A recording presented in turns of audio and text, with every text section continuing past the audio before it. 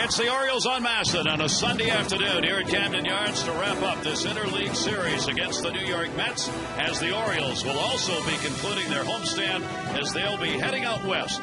San Francisco and San Diego coming up next. More interleague play. For the Orioles against these New York Mets, they have never been swept in any series in the 6 years they have played and the 6 series that have gone in those seasons. If the Mets win today, it will be a 3-game sweep. Hi, everybody. I'm Gary Thorne. We welcome you. For the Orioles, take a look at the numbers during this homestand. One of the surprising things is, despite the 2-6 mark on the homestand, that team batting average at .260 is one of the better offensive numbers the Orioles have had in any stand this year. The trouble is, all those runners who have been left on base with that .214 with runners in scoring position, little over 2.5 runs a game, and only 2 home runs have been hit during this homestand as the Orioles are being out-homered here at Camden Yards this season. Today, they will look to end all of that and try and get a W against the Mets. Mike Boddicker joining us for the broadcast, and he is with Jim Palmer. Thanks, Gary. I'm down here at the Oriole hitting cage with Mike Boddicker. We, of course, call him Bod.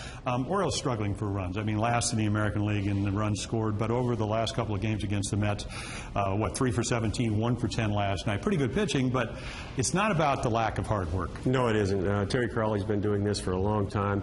He's had some great guys he's tutored. One of the best in the game. The guys are working hard, probably trying a little bit too hard. Well, we talked about in pitching. And, you know, we see with Kevin Millwood, he said, I think I have to be perfect. It seems like that maybe the hitters should try a little bit easier. Try easy. That's what we used to say. I mean, we get in trouble, back off a little bit. Well, we just talked to Juan Samuel, who is the interim manager of the Orioles, and I said, do you have a sports psychologist? Because it seems like it's really not physical. It may be mental. You got a great story about what went on in Kansas City. Kansas City about 6 years ago. I'm going down to the clubhouse. In the elevator next to me, off gets a clown. Orange hair, big red nose, flowers, unicycle, goes into the clubhouse. I go in, I have to find out what's going on here. Sports psychologist. He goes in, tells the guys, listen, if I can ride around here and look foolish and be okay with it, you guys are okay too. So anyway, Kevin Millwood, well, he's getting about 2 runs a game. Let's hope the Oriole hitters do not clown around this afternoon. Back to you, Gary. All right, Jim, and certainly Millwood hopes for that, as he is deserving of more than 1 win in light of the games that he has pitched this season. Can he get him? Mike Pelfrey's on the other side. He is 8-1, a complete turnaround year for Pelfrey. Unfortunately, the same can be said for Millwood. They'll try and reverse those roles. Millwood will today.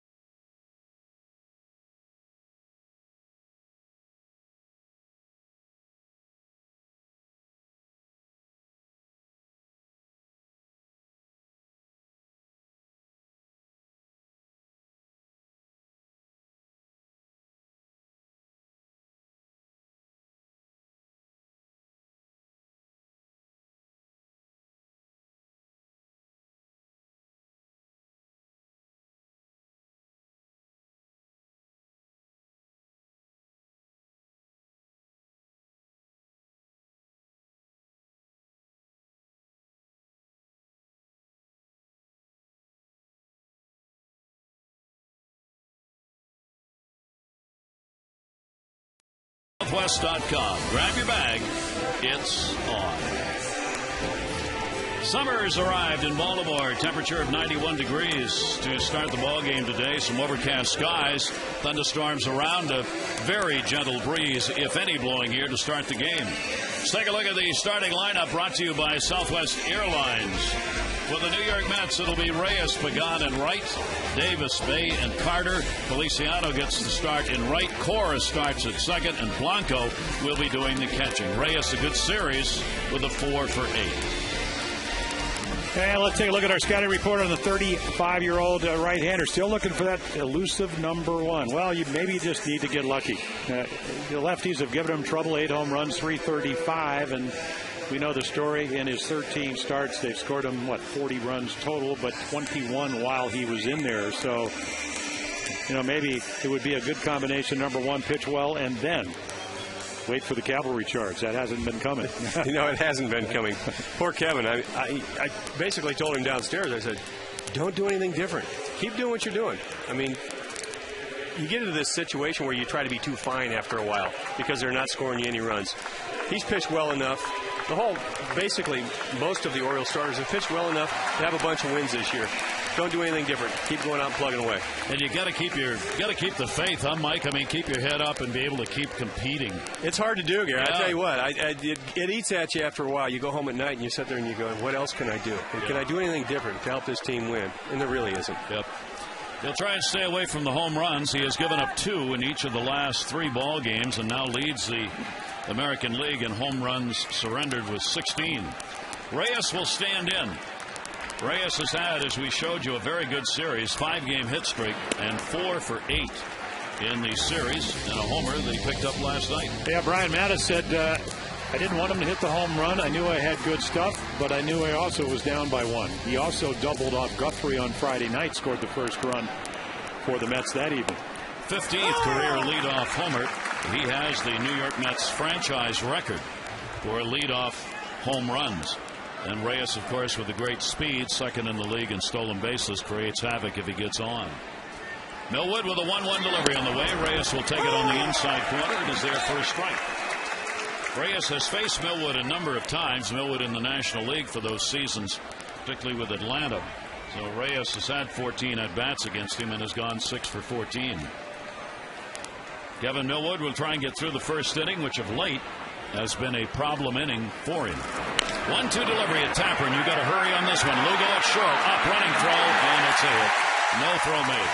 Well, the more you see of Jose Reyes, they're 22-6 when he scores a run, and won the last 2 nights when he's done that.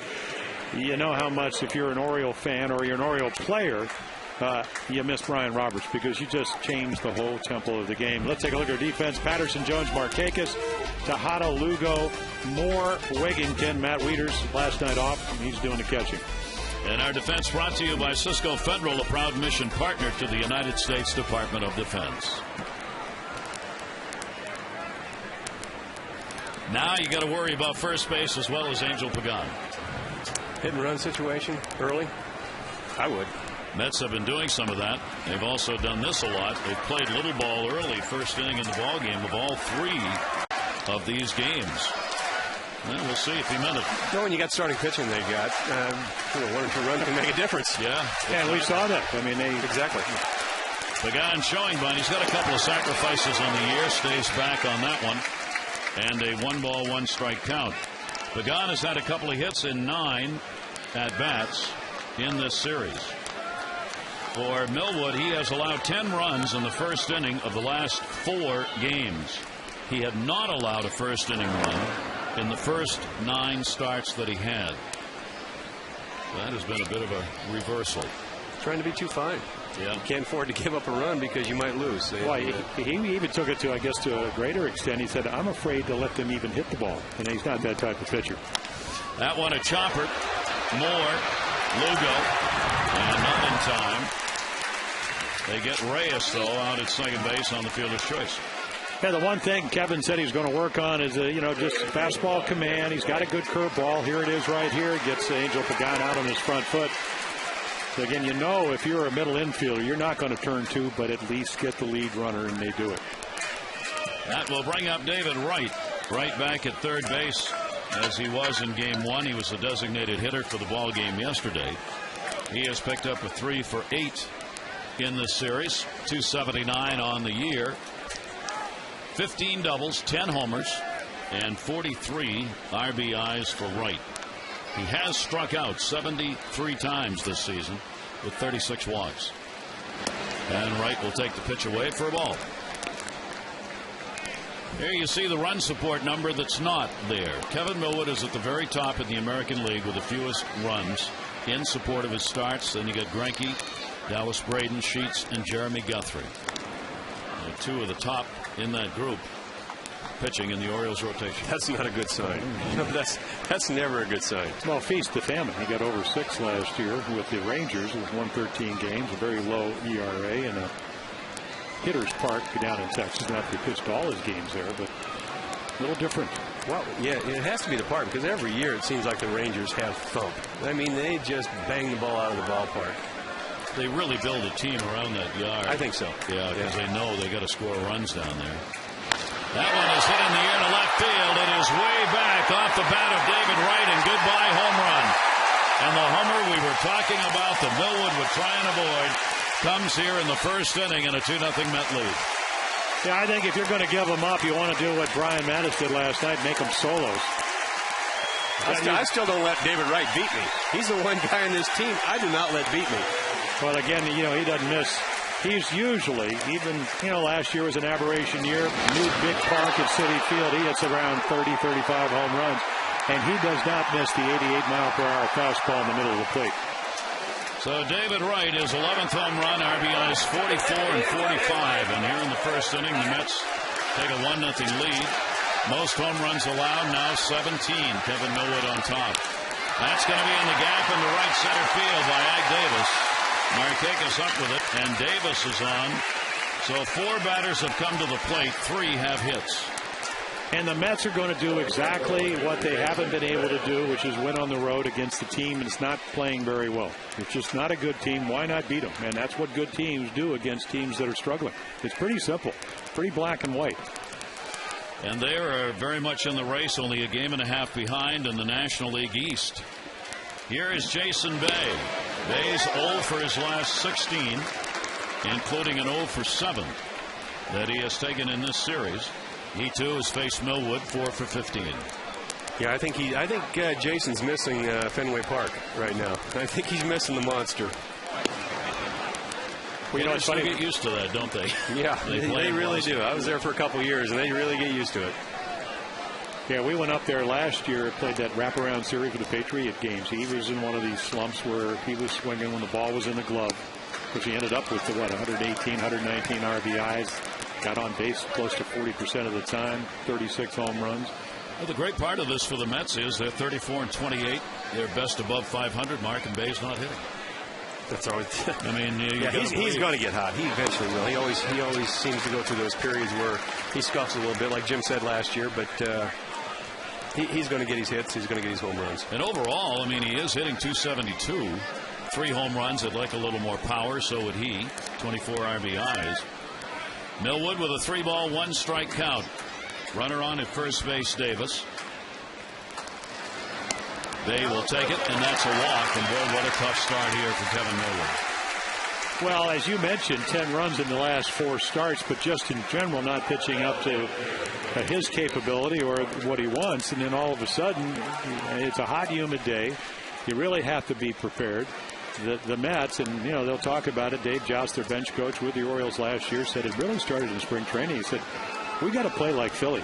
I mean, Jimmy Rollins, a couple of years ago said, hey, we're better than the Mets. Well, the Mets have said, you know what, we can play with the Phillies, but we got to have a little bit of that swagger to them.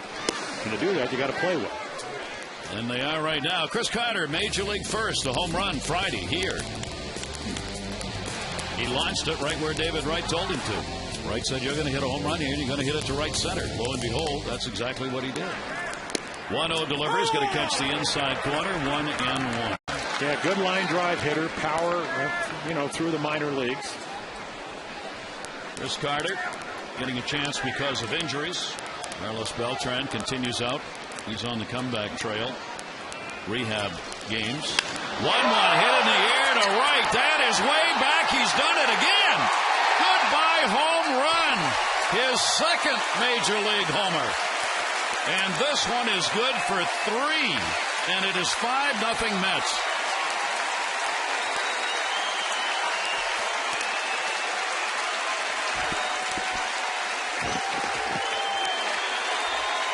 Well, 80 miles per hour, but maybe a little cutter that comes back into the middle of the plate, speeds up the bat just like the changeup did off of Guthrie.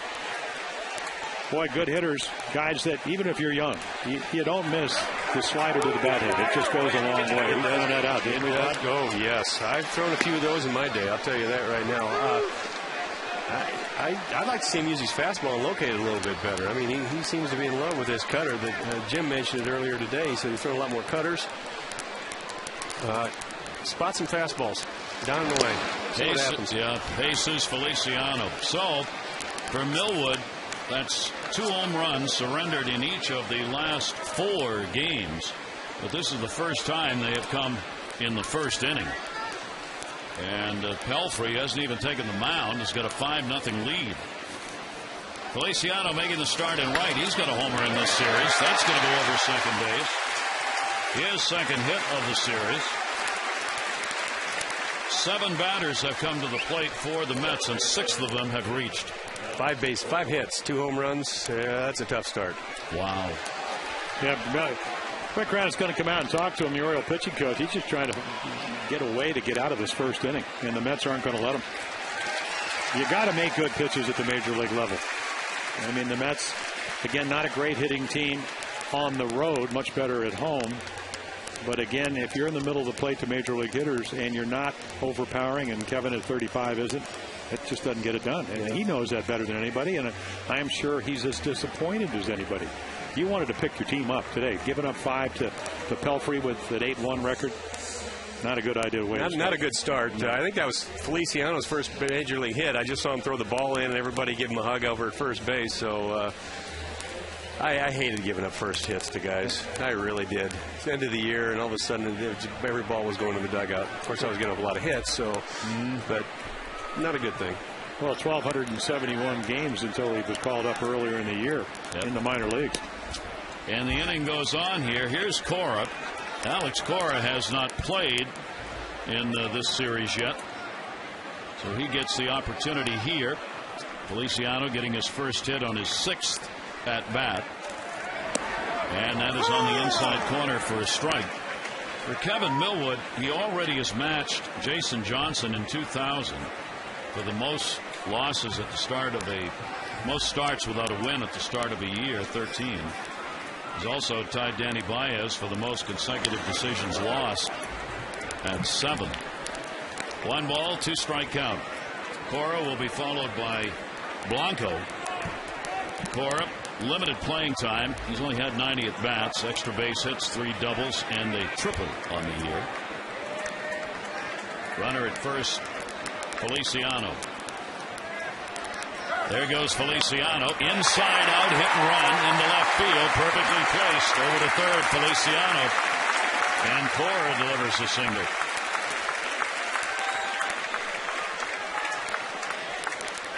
Not much to say. Well, there really isn't. Flabbergasted. Yeah, well, I mean, that's a pretty good pitch right there. But again, when you look at Cora, he's been around. We saw him play for the Red Sox. Just a little inside-out stroke. Pretty much doing what he does best, which is not trying to hit home runs. He fights it into left center. Good hit and run, man. Always has been. Put that one right on the money. Now here's Blanco. Blanco getting his first start in the series, doing the catching. First and third, still only 1 away, and the Mets have now hit around. Yeah, Blanco started the first game when he caught Johan Santana, hit a 2-run shot off of Matt Latos, who was a hard-throwing 22-year-old right-hander for the Giants. 1-0 delivery, a chopper to third. Tejada, there's one. The relay over to first, and a double play needed to get out of the inning. But big home run in the inning by Carter, his second of this series, and it is a 5-0 Mets lead.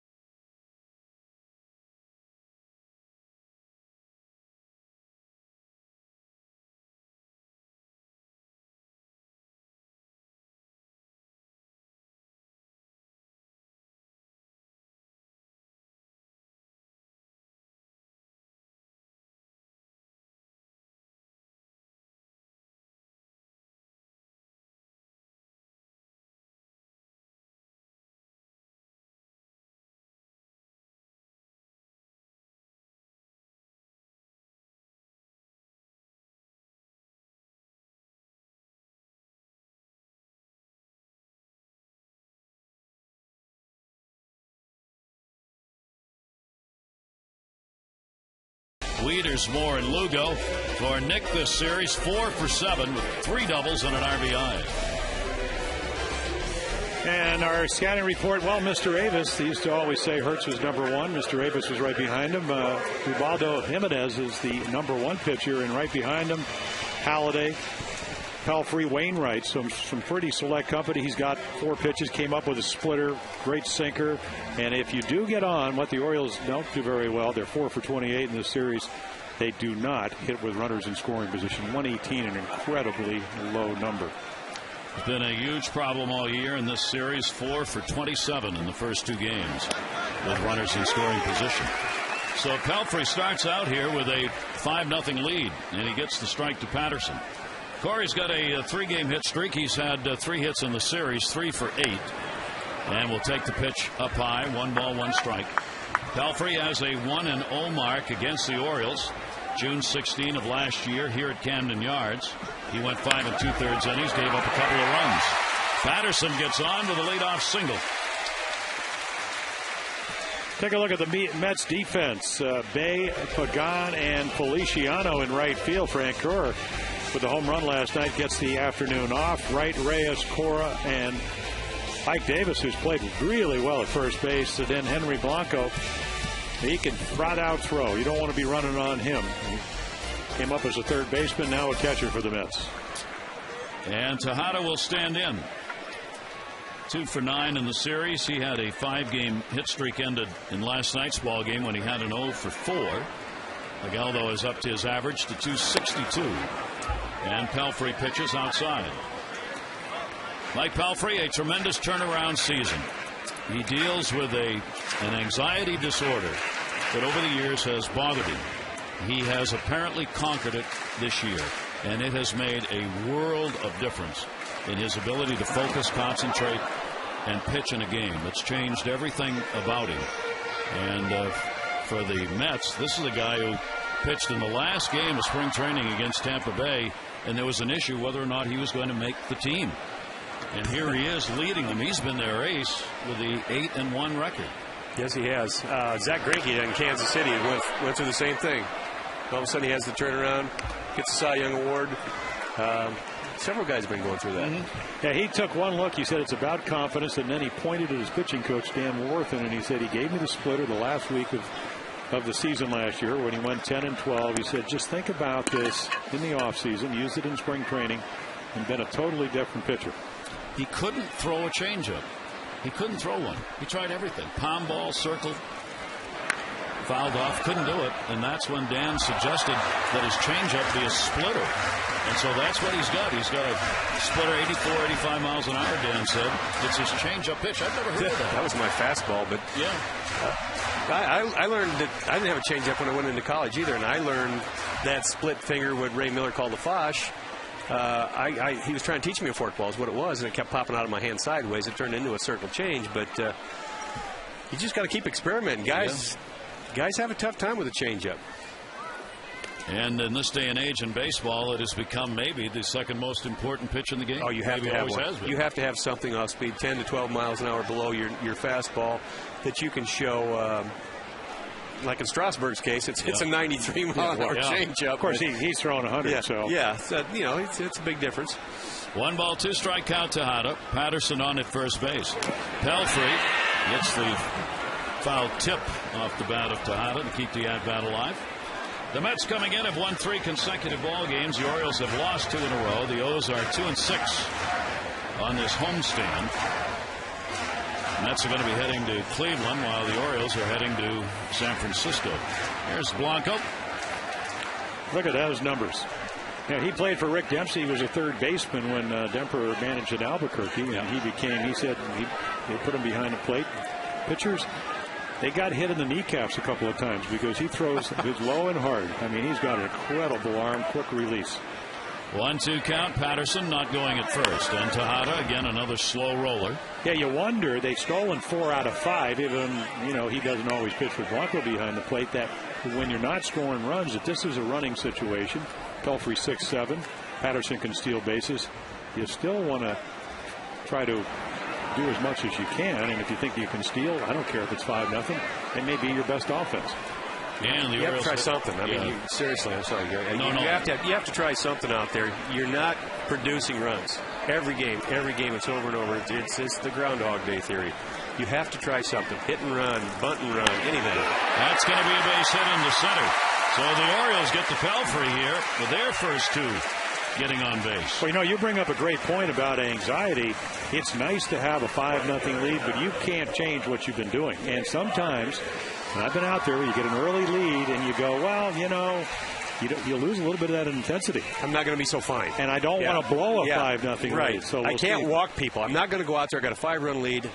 I can't walk anybody. So I'm going to catch a little bit more of the plate. Guess what? Bang, bang. You got 2 guys on. Now you're in trouble. Can't pitch any different. Early leads sometimes can be a disaster in baseball because they oftentimes end up, the offense does the same thing, got 5 runs first inning, everybody kind of relaxes. The next thing you know, that's the end of the game for that offense. The pitch is taken away by Nick Markakis. Nick continues to hit the ball and hit it hard as he's got a streak going right now of 6 games in which he's hit 10 out of 25. Well, you saw that graphic, 1 earned run in his 12 starts. That could change with Markakis at the plate. 1-0 delivery and a strike on the outside corner. Going to have to pitch to the man, Jim. Yeah, well, that's what you want. He's the guy I wouldn't want to pitch to off this club. They're going to have to pitch to him. There are the numbers he's put up during the streak. 4 multi-hit games during this 6-game hit streak that he's in. 1 ball, 1 strike count from Pelfrey. That'll be blooped third, right over, and no play. Because one thing about Pelfrey, and you mentioned the one game the Mets, when they came last summer, won was a game he pitched, and he had an incredible sinker. He doesn't, he's 6'7". He doesn't throw 95, but good run, splitter, got the soft breaking ball. So he's got a nice repertoire to get you out, and he's probably looking for a ground ball here, trying to get a double play, and Nick's trying to get a ball that he can drive. Yeah. Well, Mr. Pelfrey is going to have a tough day today because it's about 150 degrees out there in that field. We'll see what he's made out of, how he can react to the Baltimore heat and humidity. You got a 1 ball, 2 strike count here on Markakis. Runners off first and second. Pelfrey's delivery in the air, right field. Back on the warning track, Feliciano, runner's tag over to third base. Will go Patterson. Tejada will stay at first. Markakis retired, 1 away. Yeah, just missed a home run, but Feliciano, really good play in right field because you got a 5-0 lead, but you want to keep the double play in order with a double play guy coming up. So he doesn't let the ball play him. He circles it and makes a good throw to second base. A lot of times, and we've seen it all year long, you're a little lax out there. Well, a lot of that's communication, Jim. Your outfielders, your center fielder's got to be talking to you, say, hey, the guy at first is tagging, or he's halfway. Let him know, you may need to make the throw in, or if is he halfway, don't worry about it. Just get the ball in. I'm sure the center fielder was sitting there talking to him, saying he's tagging it first. Come up ready to throw. Dan Warthen goes out, the pitching coach, to have a word about the situation as he brought in the whole infield. With 1 away and runners on at first and third. Ty Wigginton. Wigginton has faced Pelfrey more than anybody else in an interleague play. He leads the Orioles in those offensive numbers since 07. 322, 9 home runs in interleague games. And Wigginton will take it outside for a ball. You got Luke Scott waiting on deck. 4 for 14 with 2 home runs off Pelfrey for Wigginton lifetime. Ty comes in with a 5-game hit streak, 1 hit in each of the first 2 games of this series. 1-0 delivery. This is where the Orioles have had their problems. The numbers just go down. None on, 258. Runners on, 232. Scoring position, 216. And runners on with 2 outs in scoring position, 213. You'd like that progression to go the other way. Well, at least we're up to 216. There's not 2 outs. We're a little bit better. 2-0 delivery on the way to Wigginton, and that's going to miss outside. It sure looks like he doesn't want anything to do with Wigginton, a 3-0 count. Well, he has yet to throw a home run to a right-handed hitter. And for one thing, all of his 3 home runs have been to lefties.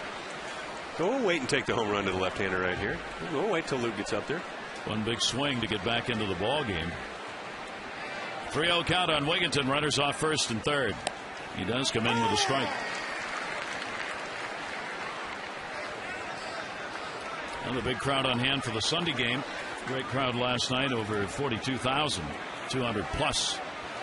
And a real good ball game. Mets would come away with a 3-1 win in it. Pelfrey, the 3-1. Wigginton will take it, and they're loaded.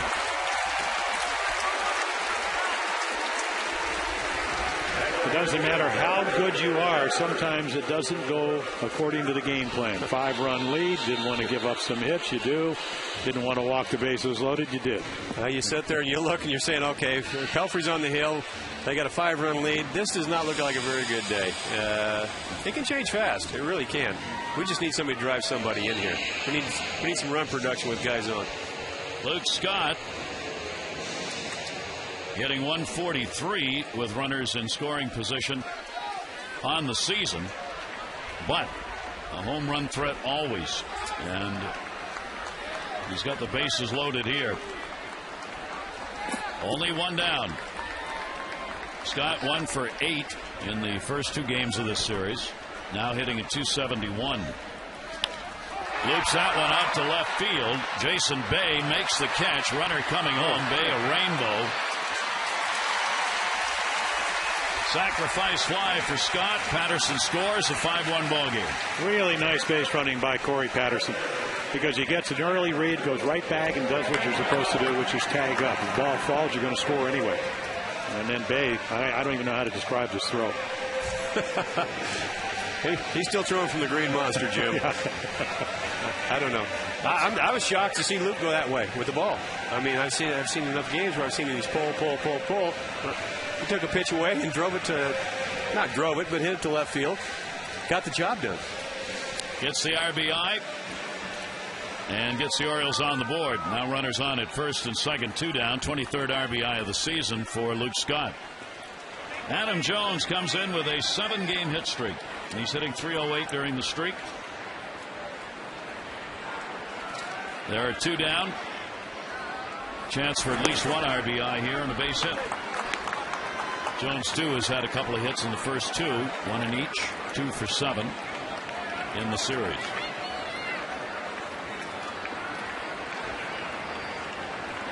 .21 RBIs for Adam. Miguel Tejada is the lead runner at second. Ty Wigginton on at first. And straight back into the screen. Yeah, his hitting with runners in scoring position has gone up about 60-some points in about 4 games. And what I like is he's hitting the ball to right center field. That's the whole key. It really is. It means, as a pitcher, well, this guy's got pretty good plate coverage.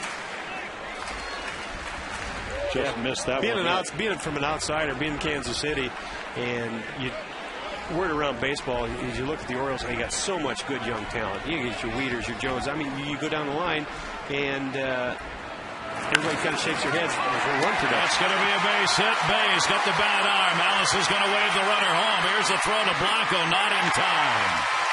Jones gets the RBI single. Tejada scores, and it's 5-2. That's a combination for Adam. Better plate discipline and then getting pitches to hit that you're not missing. We have seen him in the last homestand 3 times do this. 2 out base hits to left field on ground balls by the third baseman, 4 RBIs.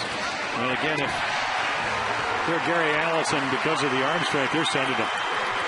Yeah, even with Miggy's wheels, you're sending him right there. Yeah, the key. I still think the key is that ball he hit out to right center for the home run the other night. Get Adam going a little bit. I mean, he's strong enough and quick enough to get to that ball in. He just wasn't driving the ball to the right side, right center, and he hit that home run the other night. And I thought that was a big key.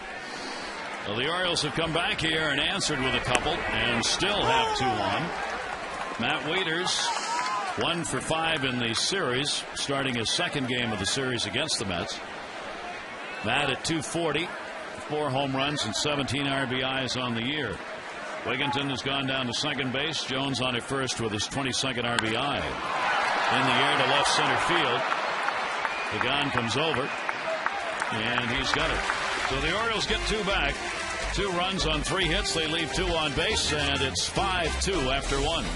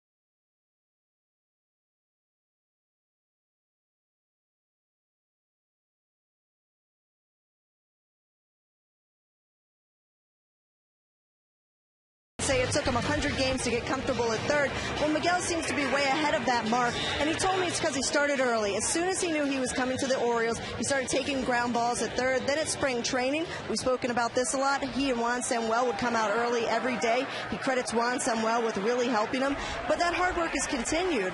He was the one that went to Juan and said, hey, I want to take some early fielding practice on certain days, and so that's why Juan has been doing that with the middle infielders and the corner infielders. So his hard work has really paid off. Miguel Tejada said those barehanded plays are the ones he had to really get used to, but he's feeling more comfortable now, Gary. Amber, he did. He had a great night last night. Tremendous plays. Melwood will try and have a much quicker inning now as he went through the order. In the first. Now Reyes started it out with a base hit, and he leads it off again here. Yeah, that's not a good sign. If you're out there, it's not what you want to see. If you're a starting pitcher. No. How come this guy is leading off every inning? Every inning. Every time I get out there, this guy's up to the plate. Yep. The delivery on the 0-2, and he got him swinging. First strikeout for Millwood. By the way, Palfrey has given up runs in the first inning only twice. His last start and this one. Nice backdoor curveball right there. Millwood's got 70 strikeouts in 86 innings pitched. Well, you know, one way of looking at that first inning is you throw 2 home runs, 2-run shot to right, 3-run to Carter's. You can't be. It's hard to duplicate that. You don't want to. No, I think I could have. I really do. I think I could have. No, you couldn't. That'll be fouled away by Pagan, who reached on a fielder's choice. Todd, you were a heck of a pitcher. You tend to forget my stuff, don't you? Yeah, but it was very. I know you're getting old, Cakes, but you do remember my stuff, well, right? It wasn't very good. I didn't forget the 20 wins and the MVP and the playoffs and all that, and the World Series performances. You could pitch. Angel Pagan will take it up high, and a 1-ball, 1-strike count. You got to believe if with the heat the way it is today, these bullpens are going to play a part in this. We will see the bullpens today. I mean, it is hot and sticky. And the pitch counts for both these pitchers starting out on the upper side. That one to short. Lugo. And 2 down. Pagan retired. T-shirt Tuesday is back at Oriole Park June 22. First 10,000 fans 15 and over at the Marlins game will get a Ty Wigginton Baltimore T-shirt. Add to your Birdland wardrobe. Celebrate Ty's great start to the 10-year. Your tickets, you can get them in advance at 888-848-BIRD or go to Orioles.com. 2 away, David Wright.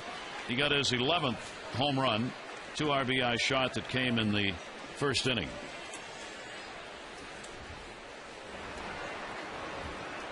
And Wright will take it on the outside corner for a strike.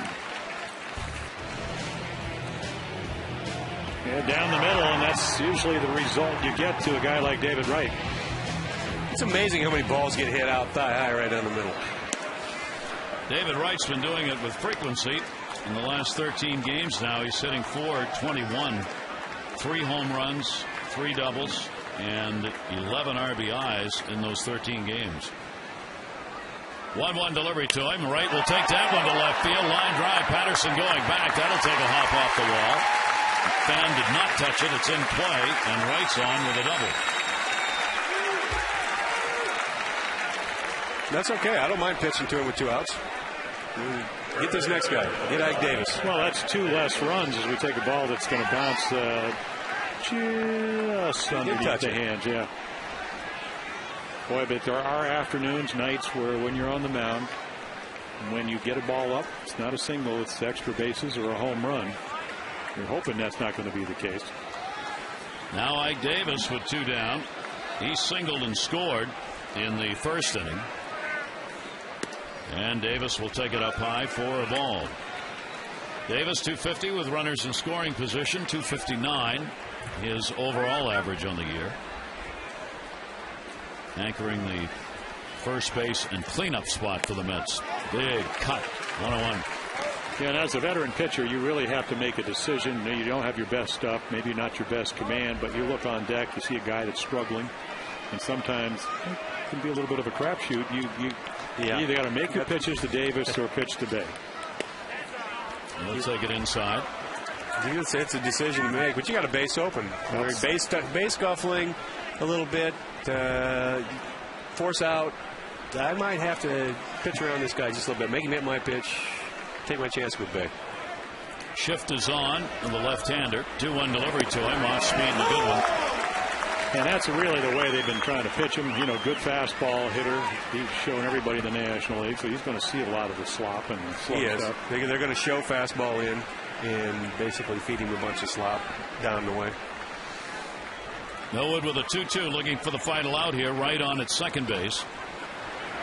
Davis will take it, and the count will go full, 3-2. Well, that's what you were talking about. And now it's going to be a change-up with a curveball. A curveball away. My bet's on a curveball away.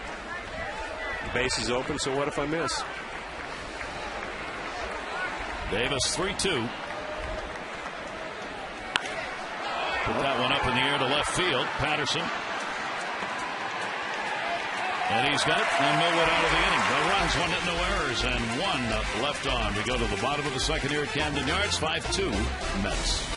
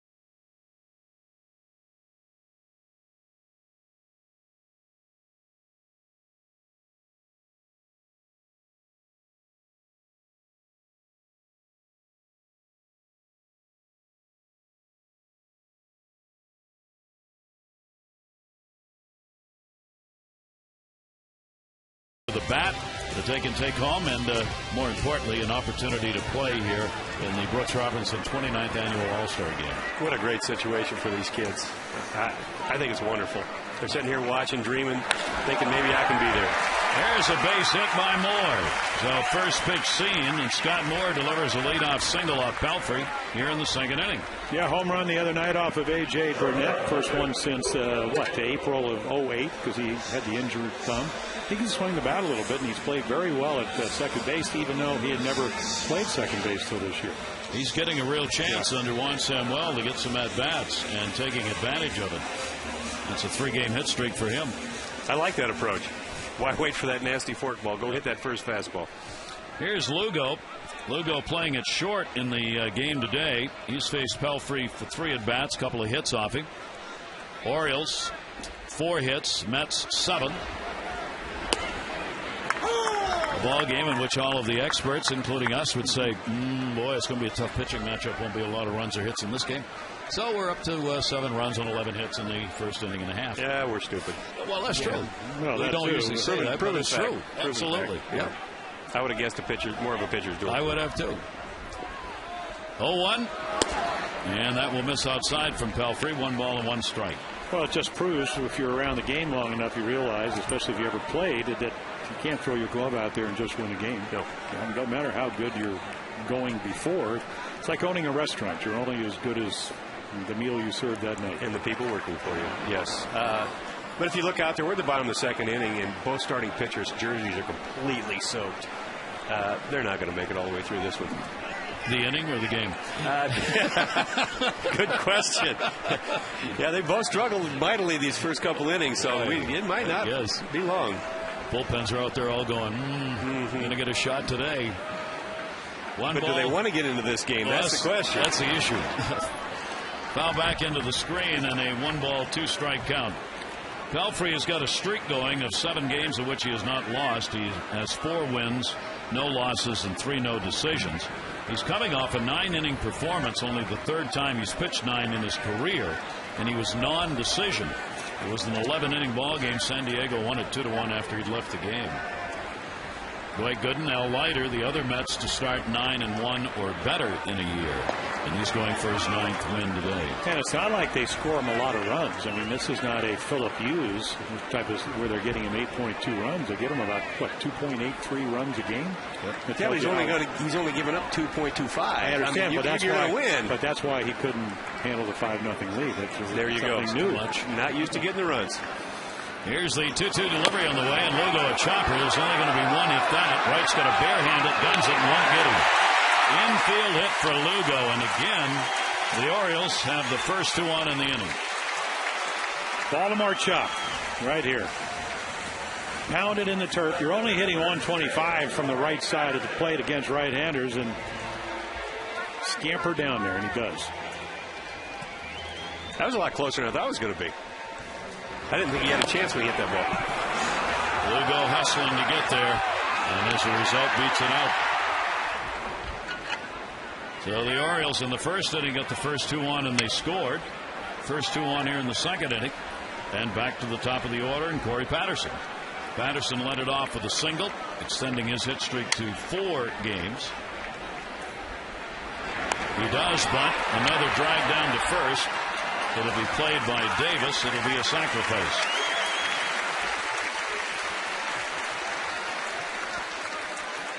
Two in scoring position now with only 1 away. Today's Maryland Lottery Hit It Here fan of the game, Elaine Barnum-Nutt from Baltimore. If an Orioles player hits it here, right on that sign located in the bullpen, Elaine, you're going to get $100,000. To find out about how you can become the fan of the game, visit mdlottery.com/hitithere. Good luck, Elaine. We're still looking for our first winner. Well, the way this game's going, you might be able to see it today. Get one. You might see it today. It's 4:30 to that sign, Bob. Yeah, so what? No, I'm just saying. I'm just giving. I've given up. Oh, that's nothing. Haven't we ever? That's nothing. That's nothing. Here's Miguel Tejada, and a big at bat early. Takes it to right. Feliciano tagging. Moore. Throw to second. Sacrifice fly. The Orioles get their 3rd, so they've cut that 5-0 lead to 5-3. Tejada the RBI. Yeah, that is the intent of Corey Patterson, who bunts for a base hit. It acts as a sacrifice, makes Tejada a better hitter. He can drive in a run by making an out. That's always a luxury you love. Less than 2 outs, man on third, gets the job done. They're doing some things right today to get runners in. I mean, it's fun to watch. It's real baseball. The other side of the coin, it's great when you're struggling a little bit, as Mike Pelfrey is, in spite of his record. It's nice that they give you an out. You'll take it. But the way the O's have been struggling, I mean, this is good stuff right here. 3 runs on the board in only the 2nd inning. And that's going to be taken down low, Nick Markakis. So he's got a chance to cut it to a 1-run ball game. Runner on at second base is Lugo. Tejada with the RBI now has 23 in the year. Jim, would you be giving him Markakis anything to hit right here? Well, you can't pitch around everybody. I mean, well, I understand that. You know what I'm saying? Yeah. But your main guys, Markakis, I don't let him beat me. David Wright, I do not let him beat me. I mean, I got a base open over there. Take my chances. Well, you do, and then, of course, with my stuff I had to. You could blow people away, Jim. You could just flat out go out there and just over the top, high heat, say, see you later. I'll get the next guy, too. Markakis, 1-1 strike count. He has excelled in these 2-out runner and scoring position situations this year. And that is taken for a strike. We talked about the 3-run score. Take a look. Most times scoring 3 or fewer runs. The Orioles are second only to Pittsburgh. That's not a good number. The fewest times allowing 3 or fewer. The Orioles have held opponents to 3 or less the fewest times. So they're on the wrong end of both of those. Yeah. That's why getting 3 runs early in this ball game important for the O's to maybe loosen up the offense a little bit. 1-2 delivery. Markakis will take it away, and it goes to 2-2. Nick has had great numbers against the Mets over the last couple of years. He came in hitting 500, 10 for 20. With a slugging percentage of .524 against Met pitchers over the last 2 seasons. 2 ball, 2 strike count. Lugo off second. Pelfrey's pitch fouled off the Masca Blanco. Yeah, there's that split-fingered fastball that stays up. It got him out of the last inning. Yeah, but he was still out in front of that ball a little bit. Yeah. Well, that's, you were talking about the Fosh ball. I mean, I learned to change up at Tiger Stadium when they had 7 guys that hit over 20. Fastball count, you throw a change up, the guy's out in front of it. And that's what the splitter does if it's thrown right. It still gets you out front. Even up, I mean, it's still a tough pitch to hit. 2 balls, 2 strikes now. Markakis will foul it off. We showed you the number in last night's ball game, the Major League average of 183 for hitters with 2 strikes on them, somewhere in the count, 1 and 2, 2, 2, whatever. Really tough, and it always has been to pick up 2-strike hits. Nick Markakis has been, in his young career, one of the best at doing that. And he's only hitting around 206 this year. Pelfrey's 144 coming into this game with 2 strikes. 2-2 count. Lugo off second base. In the air, shallow left. Bay has it. But the Orioles get a run. They do it on a couple of hits. One will be left on base, and what was 5-0 is now 5-3.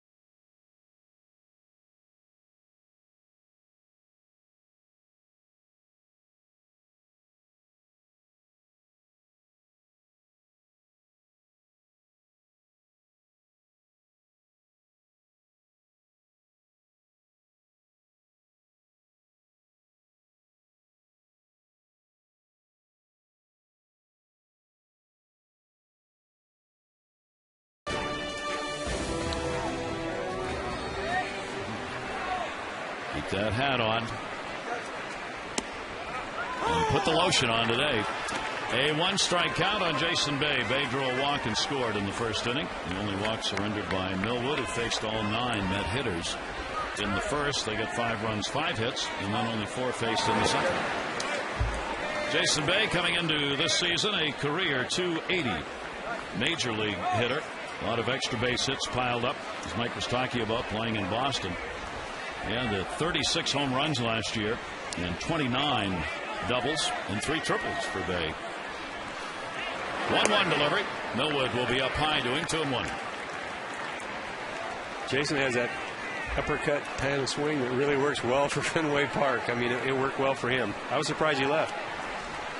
Well, he wanted to stay. They wanted to give him a 3-year deal. He wanted 4 years. They wanted him to have a knee operation, even though he didn't think he needed it.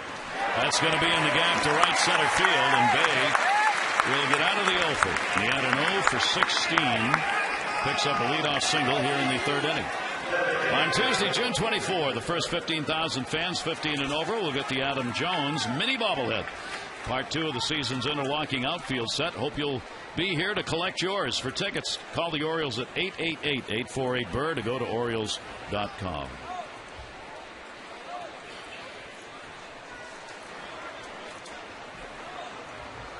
So the leadoff man on here in the 3rd inning. 2 out of 3 leadoff man on for the Mets. The Orioles have had the leadoff man on in both innings. And the pitch is up high. Second home run of his career. Both have come in this series for Carter, as he got a 3 RBI shot in the first inning. Chris Carter taking advantage of the opportunity to be here.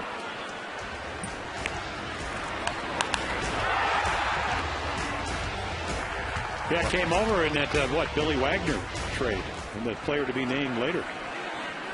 Primarily used as a pinch hitter. 3 RBIs, 4 for 15 in a pinch hitting role, and now with a DH opportunity. He's been the DH in 2 of the 3 games. Mr. Carter likes to hit here. Who doesn't? That one popped up. Second base. Moore comes over to help out. Carter retired, 1 away.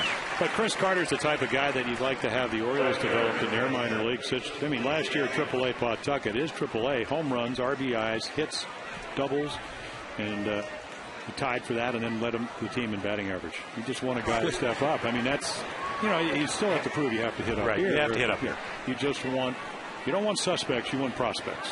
And that's what he was. But still, if you go through the system and you produce at each level, you're assuming once he gets here, eventually he's going to produce for you. He's that kind of kid. Jesus Feliciano writing a feel-good story. 1,271 minor league games, 22 in the Mexican League. Mets bought his contract on June 8th. He was in the International League this year, where he was leading the league with a .385 batting average.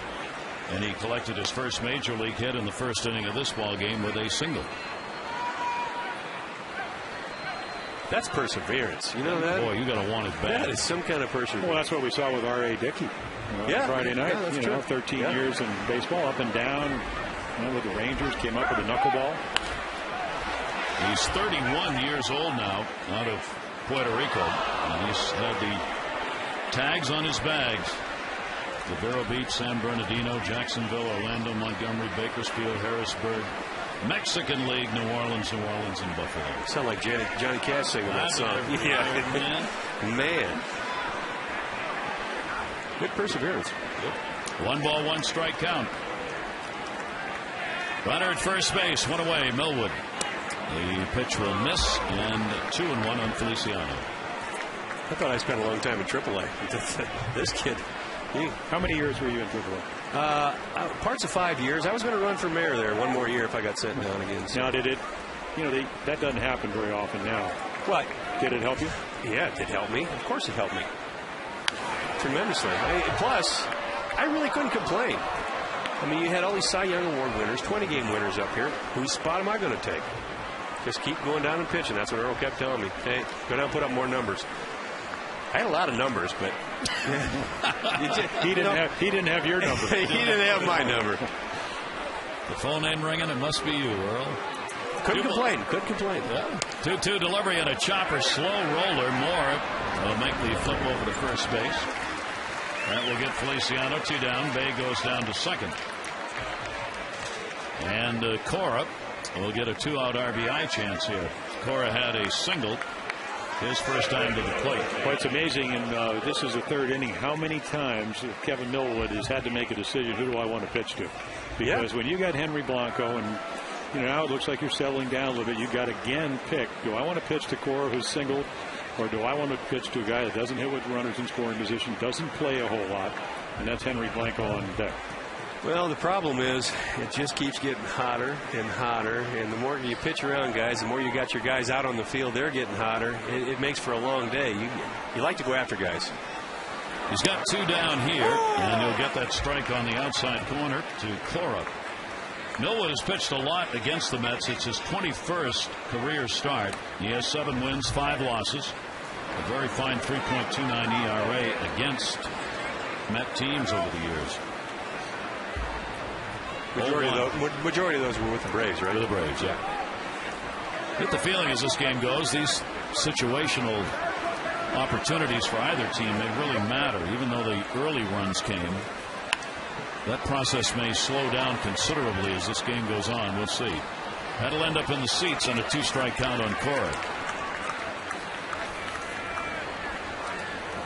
Well, you could see, you don't see too many guys that choke up like this. I mean, he's not He's just trying to put the ball in play.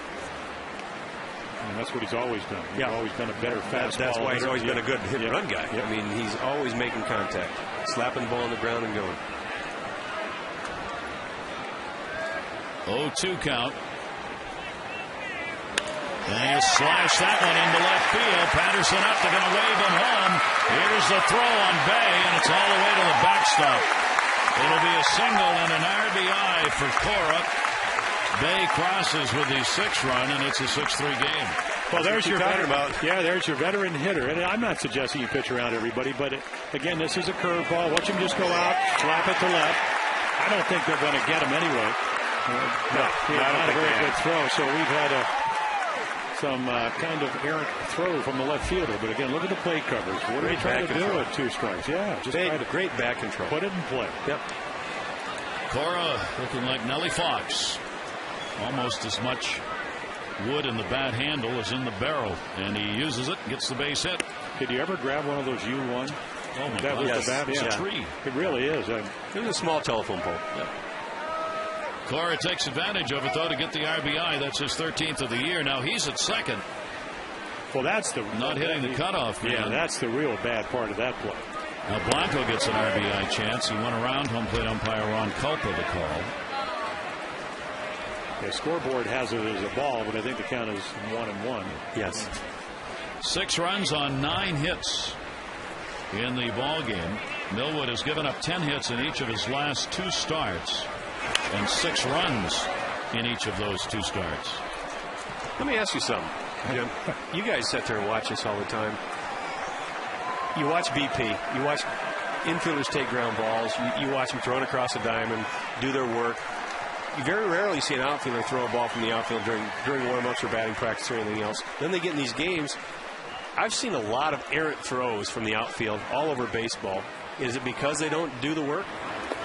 You were there. You know. Yeah, well, you don't practice it. You don't play it. I mean, why would you think if you don't practice what you're going to do? I mean, it's kind of like as a starting pitcher. If Kevin Millwood never did his side, didn't do his work, why would you think all of a sudden on the 5th day you would go up to the mound and turn it on quality pitches? Yeah. So that's why in the old days you used to take infield and outfield every day. Now, but the infielders still take the ground balls and they throw the ball across the diamond. They work on the double plays, but you never see the outfielders do it. Millwood gets his second strikeout. The RBI picked up by Cora brought Bay home, and that is the 6th run, and it's now a 6-3 ball game.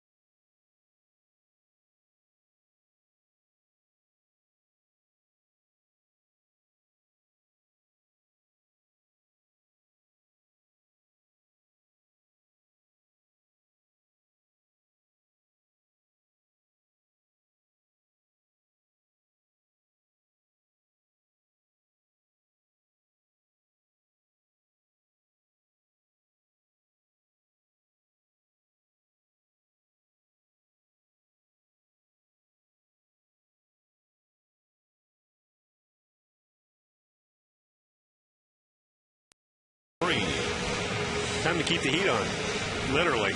I mean, this is where you want to get guys guys on and move him around and make him work and get him out of this ball game. Mike Pelfrey, who is 8-1 with a 2.23 ERA, 1-0 lifetime against the Orioles.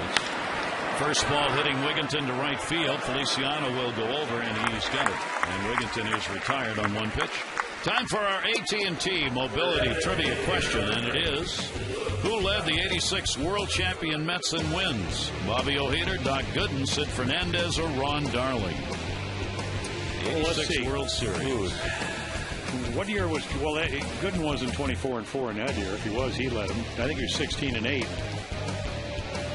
Might have been Ron Darling. Mr. P. Ron Darling. Mr. Perfect, Ron Darling. He's next door. Yes, he is. Luke Scott will take it away for a ball. And the answer to the '86 World Series question is Bobby Ojeda. Just as I thought. Bobby 18-5 with a 2.57 ERA. In the air to center field off the bat of Scott. The down is there. He's got it. And this is not what the Mets wanted. Pelfrey's got a shot at a quick inning. No, we wanted to keep the heat on him. You go back to Bobby Ojeda. Great changeup. Dead fish. Great changeup. Used to abuse me in spring training games and laugh at me. Tell me it was coming and laugh at me. That's when Davey Johnson set that rotation. I've talked about it before, where they had Doc Gooden would lead off in a series, and you'd get all those 100-mile-an-hour fastballs. The second game, you'd see Bobby Ojeda with nothing but dead fish changeups, and come back to Sid Fernandez or Ron Dowling in Game 3 with either great breaking balls and a fastball Darling or that rising fastball from Fernandez. It's a great combo to pitch. How do you not win with that staff? Well, you have to win. Anybody can win with that staff. But what are you trying to say about Davey? He's a hell of a manager. Yeah, he was a great manager. Here's the 0-1 delivery taken down the line in right field. Feliciano will run out of room. And he also, the hitting instructor for the Mets now is Howard Johnson. And Ojo used to play shortstop when Gooden would pitch because he was a fly ball pitcher. And when Darling, they put Kevin Elster out there. And then Johnson would move to third base. I think one of those years he hit 36 home runs. And Davey would make sure that he had offense in for certain guys and defense for other guys. So, yeah, he like I said, Davey Johnson was a genius.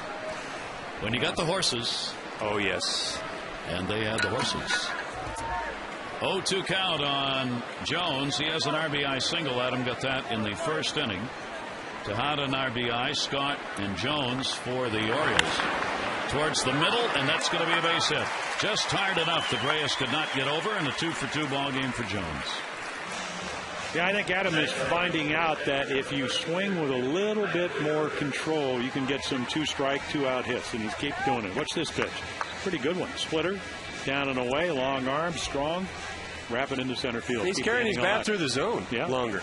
And that's what I've noticed from the games I've seen him hit, where he was on the ball and then off the ball. I think he's carrying the bat through the zone a little bit longer. I think Terry Crowley must talk to him about keeping it through just a little bit longer. It is working as an 8-game hit streak for Jones that he's continued. 2 away, Matt Waiters. Oriole catcher flying out to center field. His first time up. Matt with a 1-for-6 so far in this series. Well, you know, sooner or later he's going to hit a home run and drive the ball. I mean, he started doing a little bit in the first couple of games of the Yankee series. Been a tough June for him, hitting just 188 in the month of June. He's going to be getting more time off, as we talked about last night. Try and keep the legs a little stronger. 0-1 delivery on the way, up high to him, 1-1. Yeah, I find the irony of that, though, is if he starts hitting, he'll probably play a little bit more. Well, he'll DH. Yeah, exactly. He's going to DH a little in that situation. Keep the bat in the lineup. Keep that bat in the lineup. If he gets hot, you've got to find a way to keep that bat in the lineup.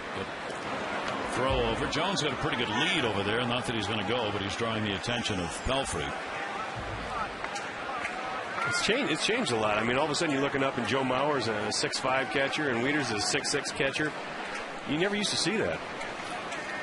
Big men behind the plate. 1 ball, 1 strike count. Wieters will take it. It will miss inside. 2-1. But they both play small.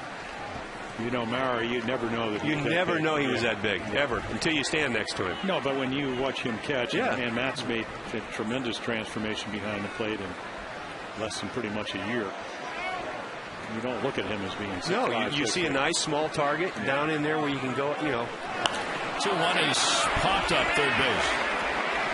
Wait with the shades down, and he's got it. No runs on 1 hit, no errors, and 1 left on base. 3 complete in our Sunday ball game with the Mets on top by 3.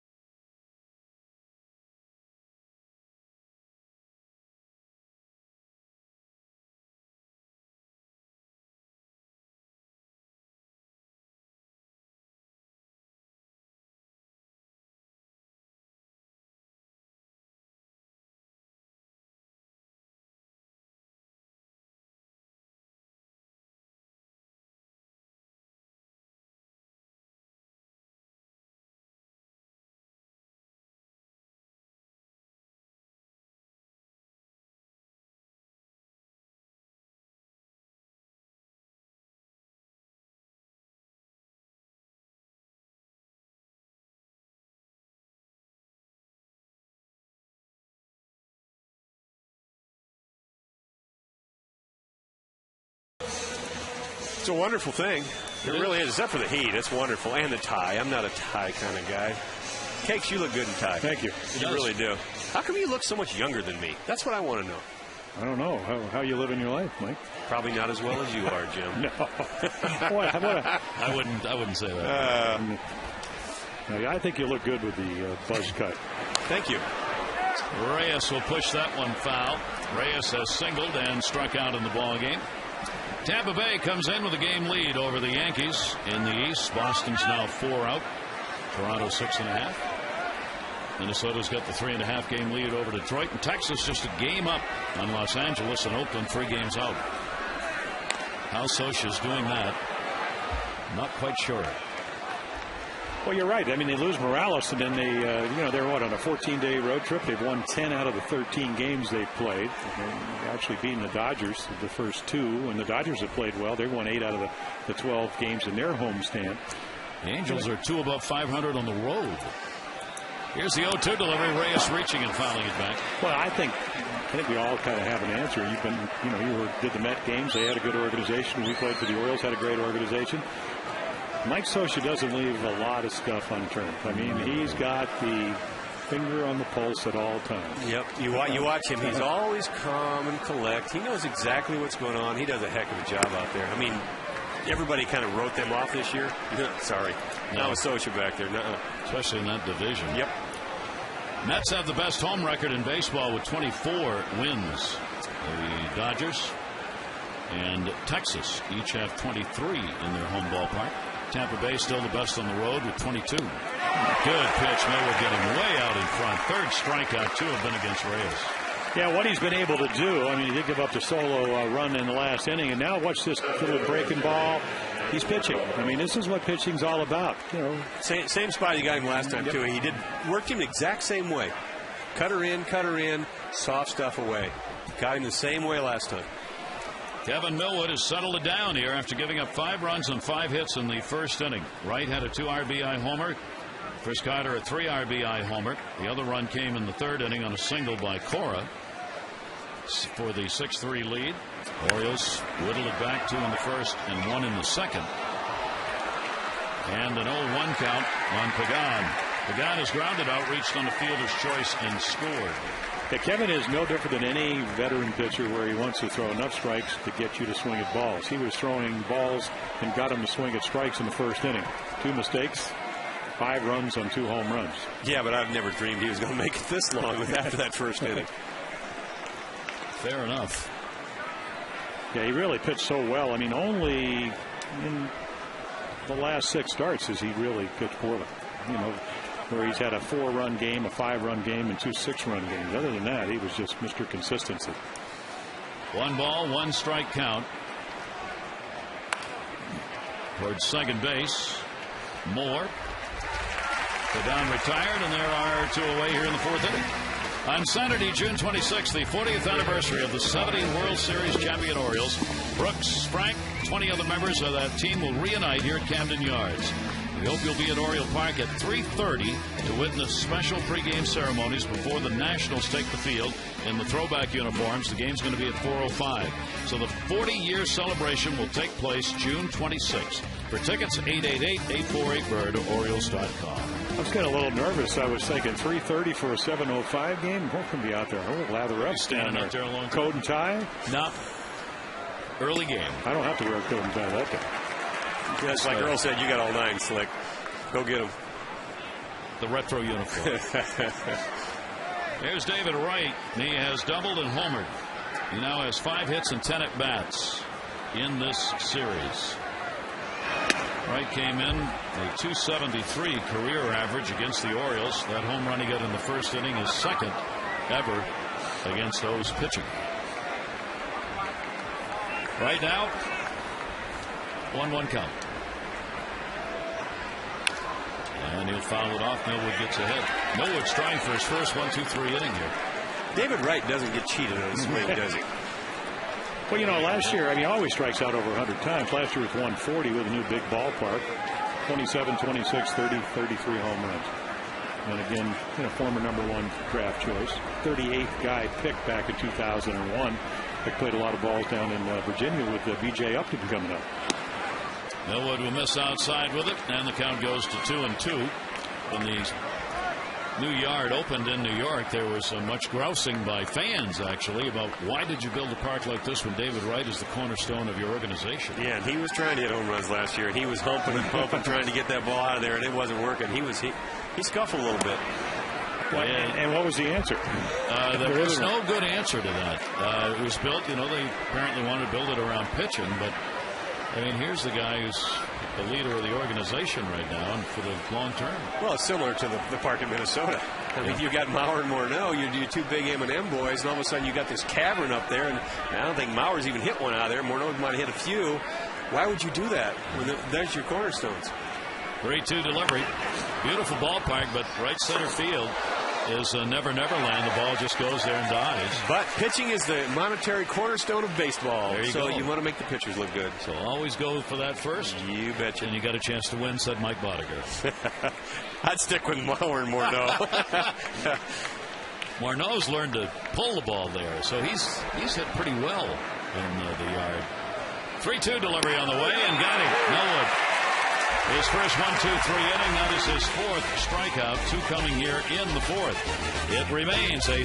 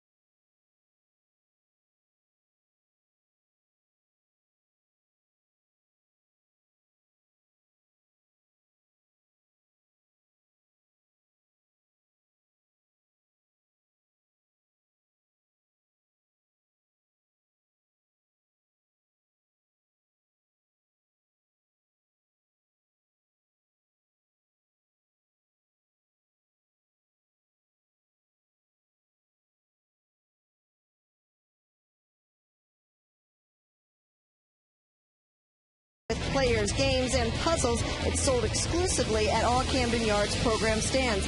Also, you can grab the 2010 Orioles yearbook packed with tons of photos and bios of your favorite players. So pick up all 3 publications during your next visit to Camden Yards. Gary? All right, Amber. And the Orioles have cut what was a 5-run deficit down to 3 now. Moore leads it off. He has singled and scored. He will be followed by Lugo and Patterson as we go to the bottom of the 4th inning. This is the final game of the homestand. The Orioles 2-6 on the stand so far. They will go to San Francisco for the opener of the 3-game set tomorrow night. Chris Tillman against Jonathan Sanchez. We will be on the air for that one. A 10 o'clock start on the West Coast. 9:30 for O's Extra. It's going to be a little cooler. High of 68, 65, I think 60 in San Francisco. Nights will get down in the low 50s. Low 30s. No. That's what it feels that like. way, yeah. Right down the line. Fair ball and did not get him.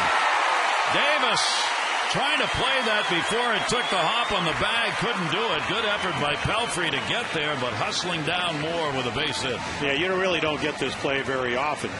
He's really played well. Right here, he doesn't know what to do.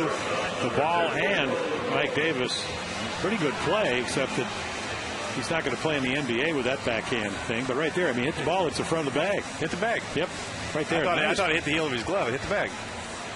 If he could have found the bag, he might have had the out, but Pelfrey straddled it. Well, when you're 6'7", it is hard to find It's something so small. Yeah, he ran right over it. And the Orioles get the leadoff man on again. That was a pretty good barehanded play by Pelfrey. Yeah. Did he tag him with his bare hand there? Tried. Well, the Orioles have had the leadoff man on now in 3 of the 4 innings.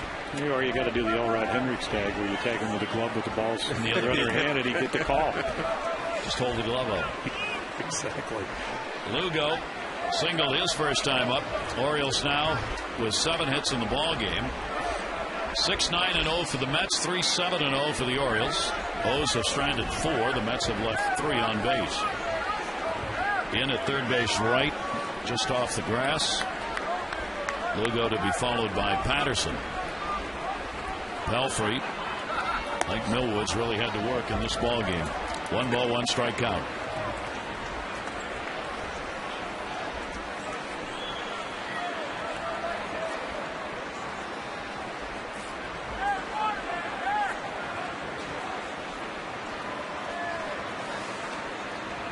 And a quick toss almost got away. Davis had to go into the runner to come up with that one. Well, you really like that if you're the Orioles because Scott Moore is not going anywhere. No. And you want people throwing over. I mean, look at this lead. I mean, he gets didn't even get to the 2.5-step lead. What's your theory about bunting on a big guy like this? I mean, well, it might not be a bad play for Lugo because, again, he struggled against right-handers. Just push one to first. That's what he does so well. Yeah, that's what I'm guessing. I've seen the second baseman way deep. Davis is holding the guy on first. Big area out there. If you can push one by him, he's going to have a tough time. Well, if you're Alex Cora, you usually cheat in a little bit and then over towards first base because you want to be in double play position. So, again, normally he might be playing over here. He's up closer, so maybe the push punt might help. But not with 2 strikes. No, not with 2 strikes now. 1 ball, 2 strike count on Lugo. Pelfrey slowing it down as he eyes first base. Here's the 1-2 delivery, and Lugo will lash that one foul and hold it at 1-2. Of course, what he's looking for is a double play ball. I mean, to be on a hot day to try to be a little bit more effective in his pitch count. He's really gone from being a pronounced ground ball pitcher to about half and half now. And today it's mostly fly balls. Well, last year he just had the great sinker. Just ran it, great movement. Doesn't have that this afternoon. Here's the 1-2 delivery again, and that's going to be outside. And a 2 ball, 2 strike count on Lugo. I still think what you talked about, a 5-run lead is great, but if you have a tendency to be anxious, it really does put a lot of pressure on you because in the back of your mind going, I don't want to be the guy that blew that 5-0 lead, even though they've added to it. But it's still now back down to 3 runs. 2-2 pitch towards second base. Stop made. Cora, there's one. Relay Reyes. There's a big play. Yeah. You're not 8-1 if they're not picking it behind you. I mean, that's what Pelfrey is. Look at this play. Yeah, that's a nice turn, too. I mean, quick. Well, when you talked about the push bunt, yeah, when you push the ball earlier on, you do stay out of the double play. It's the old Earl Weaver theory. Save us now. Yeah, we're in the fourth inning. I mean, a run here, run there. Next thing you know, you're there. I mean, with the way the O's are scuffling to get runs, why not? That's that's just a big play in the middle of the ball game. It was interesting because there was some discussion before the game, wondering why Jerry Manuel was playing Cora in this game in light of the fact that Pelfrey does have the sinker and gets ground balls, and Tejada's considered at second base to have a little better range than Cora. Well, Cora just answered that question. Patterson, that hits Pelfrey. He picks it up, guns it, and will not get him. Now the question is, Pelfrey all right? So here comes Manuel. Here comes Dan Warthen. I mean, this is your guy. Obviously, I mean, you got a 2-time Cy Young awarder in Santana. He says, get out of here. I'm fine. Let's see where it hits him. Glove. Yeah. Glove, then toe. So he's not even hurt. No. That's why he was waving Jerry back in. Get away, get away, get away. Got my glove. Pelfrey made it close on the rebound, but not quite. The Orioles. Patterson gets his second hit of the ball game. Well, normal speed, he actually makes the play. Corey just runs too well. Yeah. Now the Orioles get the inning extended here right off the glove. He's actually, for a big guy, he's in pretty good fielding position. Yeah, maybe that bunt would have been such a good idea. See if the Orioles can take advantage of it as Tejada stands in. 1 for 1 with a single, a run scored, and he has picked up an RBI in the ball game. 2 down, and Tejada will take it down low for a ball. It's funny you talk about big guy fielding. That was one of our main things when we were down at spring training on the little field. We were told, once you release the ball, you're an infielder. I mean, we really had a pretty good fielding staff. You don't see that much anymore. Guys falling off the first base side, trying to get that extra velocity. They lose a lot of outs they could be getting.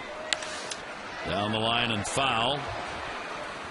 And in 1 ball, 1 strike count on Miguel. Well, the other factor is that if you fall off to one side or the other, usually your mechanics aren't very good. Exactly. And if your mechanics are inconsistent, usually don't have command, better chance of getting hurt. I mean, don't get me wrong. There have been guys like Bob Gibson who were in the Hall of Fame that kind of fell off, but nothing ever came back. No, him and Drysdale were pretty good, weren't they? Nobody hits the ball. You don't have to worry about it. Yeah, the 1.12 ERA. Yeah. Who cares? You do whatever you want to do. Yeah. Well, Davey John, we were talking about Davey earlier. Davey used to always come in. He said, "Come on, give him the Bob Gibson." I said, "I'm not Bob Gibson." He wanted me to go to the windmill. The Gibson, a lot of energy to go. A lot of hands and arms and everything else flying. Go back and play second, please. Give him the Bob Gibson. Oh, yeah, it was great. 2 ball, 1 strike count, 2 down, runner going. Tejada will take it, and no throw. It'll be a stolen base for Patterson. Got to do it. Speed, even though Blanco throws well. You just got to take a chance. Big jump. Big leg kick. Yeah. 8 out of 9 for Corey. And more importantly, puts him in scoring position now with a 3 ball, 1 strike count on Tejada.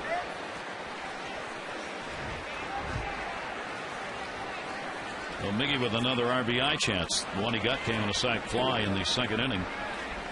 Scott, Jones have the other RBIs for the O's, and he's on with a walk.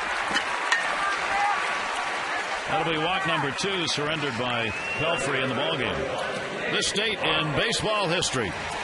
Fairly good pitcher by the name of Christy Matheson in 1905. He threw his second no-hitter, and then in 1913 recorded his 300th win. Which years did you play with him, Jim? The first or second?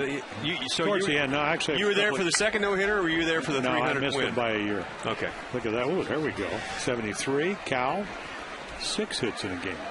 First Oriole to have 6 hits in a ball game came in 1999. Runners at first and second, 2 down, Markakis. The other one was about that Dodger infield that became so famous. This was the first, on this date, first time that the infield played together with Say and Lopes and Garvey and Russell. And they would be together for 8.5 years, the longest tenure of one group of infielders in Major League history. And they won some games. Yeah, and every day you'd look in the paper, you'd see somebody else got married. You'd see elopes every day. Elopes, elopes, elopes. So, but he has a right. Huh? So when you're not doing baseball game, when do you do your stand-up? Well, to myself when I'm rolling the yard on the riding mower. Yeah, so you're smart. Yeah. That's a Flanagan line. I can't take that. Flanagan was here. I'll tell you what, hysterical. Hysterical. The funniest man in all of baseball. Oh. Here's Nick Markakis, 1-1. Another big at bat in this ball game. Pelfrey's delivery taken to left field. Bay, and he's got it. So again, the Orioles on that big hit, not quite, as they leave, despite a couple of hits, 2 on base.